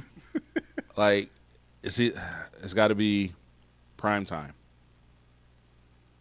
I was very close to just letting that off right then and there. Prime time, or like I said, I have a huge place in my heart for Drew Brees because I just love the man's game and the fact that he was an underdog. He was short. People said he wasn't going to be good enough, and he used to dominate with his size and being a little guy, and he used to air that joint out in New Orleans, man. But, yeah, I think overall I'm going to have to go with Deion because he was so electrifying, man. I hope I don't get canceled for this. You go first. Are you gonna say Tom Brady? No. For 16 years, they told me I was never big enough. I was never strong enough. Ray Lewis. Ooh. Got to be Ray Lewis. Ray Lewis, okay. The mentality, 17 years of destruction, the mentality. I mean, Chad Ochocinco runs into this guy. He doesn't even know he hit him. Yo. And he gives himself a concussion. I mean, Ray Lewis's mentality is his look at how I work. Look at how I am in my job. I wish I could be that kind of guy. Yeah. You know, I take it seriously, but that's a different level of dedication.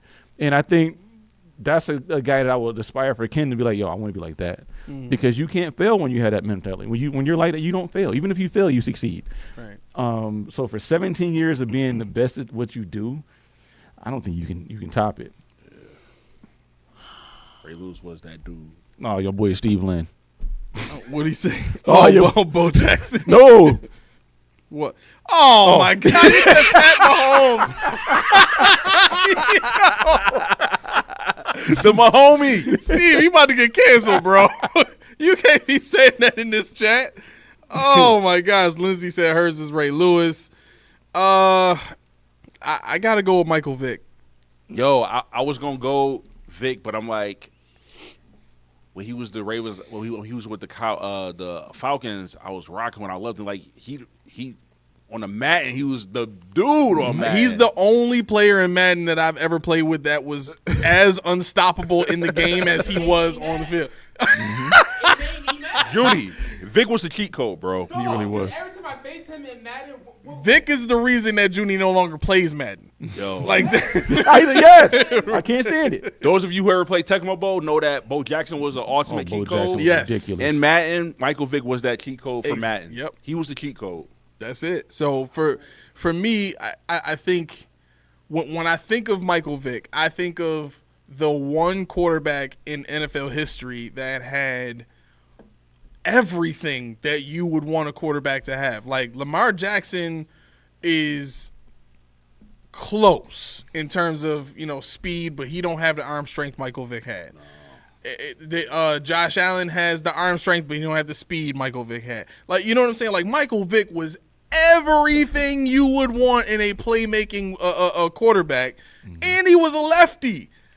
You know what I'm saying? Like, you know how hard it is to play in the NFL as a lefty when everything the way teams build the way franchises build their teams is they have to do it the opposite way for you now. You know what I'm saying? Yep. So all of that stuff, and then on top of that, like it didn't even matter who his ancillary pieces were. Like the dude was playing with Peerless Price and Algie Crumpler. Algie Crumpler. And Algie Crumpler, I mean, yes. he was hitting the butt. We used to call Algie Crumpler the butt. He was hitting the butt all over the field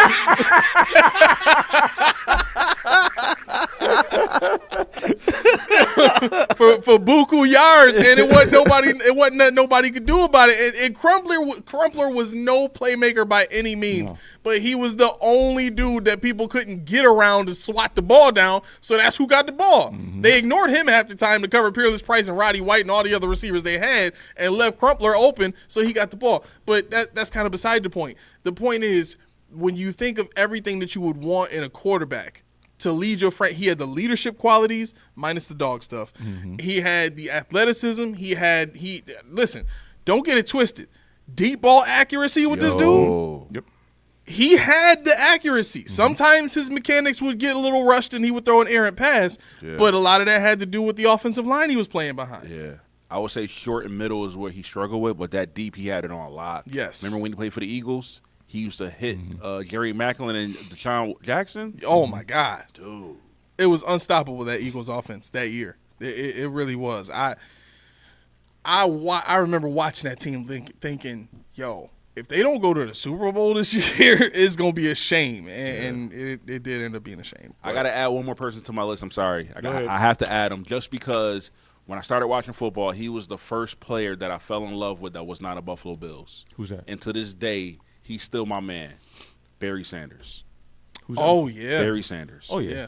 When I started watching football, I felt guilty because everybody was like, Thurman. I'm like, yeah, Thurman's cool, but that boy right? He ain't that dude. is a monster. Yep. I still think to this day, had he not retired in 9 seasons, Barry Sanders would have broke every rushing record there is. He would have had two 2,000-yard seasons, more yards, more than Emmett and Thurman. That was my guy. Barry Sanders was that guy.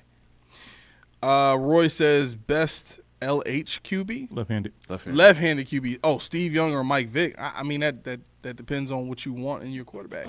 I mean, Steve Young, he was successful in the NFL. He got the Super Bowls. He was that guy. And truth be told, he was running that ball too.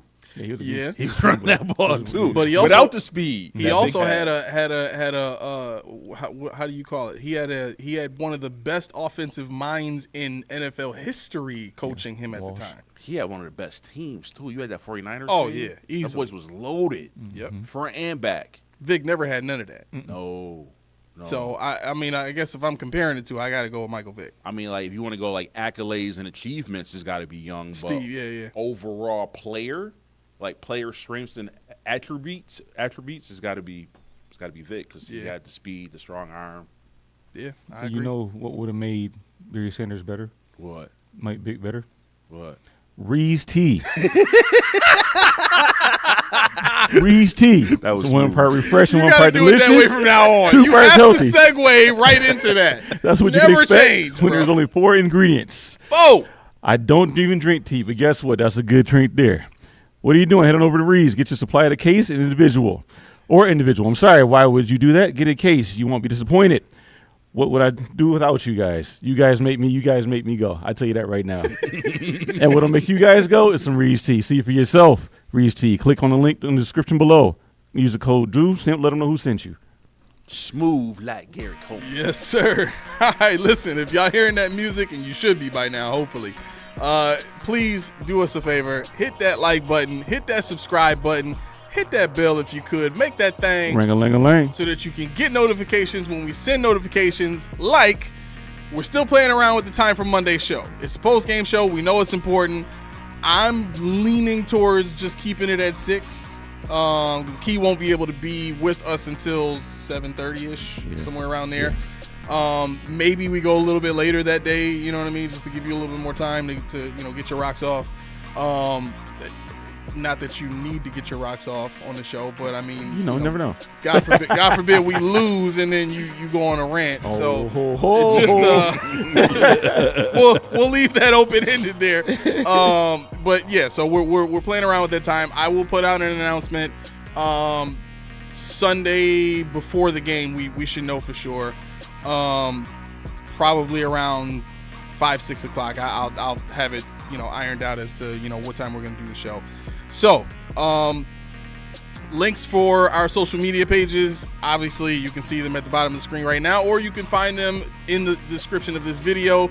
You can just go right in there, click it, take you right to us. You can message us. Please feel free to comment on any of our episodes, or whatever you want. You want to have a conversation about anything, that's fine. We have people that hit us up all the time just to talk about everyday news. Anything. We are here for all of it. Okay, so I would suggest find me on Twitter. I don't really look at my Instagram that much though. So if you do follow me, I thank you. But follow me on Twitter. I actually have my notifications on for Instagram. But Yeah, see, I don't put anything on there, so they're like, yo, this dude's boring as hell. no, if somebody messages me on Facebook or Instagram, I get the notification. Yeah. For some reason on Twitter, it's intermittent. Like it sometimes it comes, sometimes it don't. Show never up know. until I go and check it. Yeah, So yeah. So let's We'll do it try. like this. If you want to get a hold of Key, Twitter. If you want to get a hold of me, you can go on Instagram and I Facebook. will try anything you do. I'm grateful. Anything you do, but if I don't see it, I'm not ignoring you. I apologize ahead of time. Right, Mac. Do you have anywhere in specific they can reach you? If you're gonna hit me, you gotta hit me on Instagram. The gram. On the gram. Yeah. All right. I'm sorry. Where can they hit you? I'll make sure I put it in the chat too. Bro, I don't even know. I don't even. Yeah. I think We'll it's put it in the description. 14, but I'm not sure. It'll be in the description The man below. is not on social media, No. like barely at all. Which is fine. He's a busy dude, seriously. But listen, we appreciate y'all watching and hanging out with us on this Black Friday when y'all could be doing anything else. Y'all chose to be here with us, and we really do appreciate that. We're going to keep the content going strong for y'all. We thank you for watching. This has been the Podium Podcast, home of the All Truth, No Sodium takes. I have been your co-host, Aramis. Melly Mack. 40 keys. Y'all have a great night. Thank you. See ya. Peace.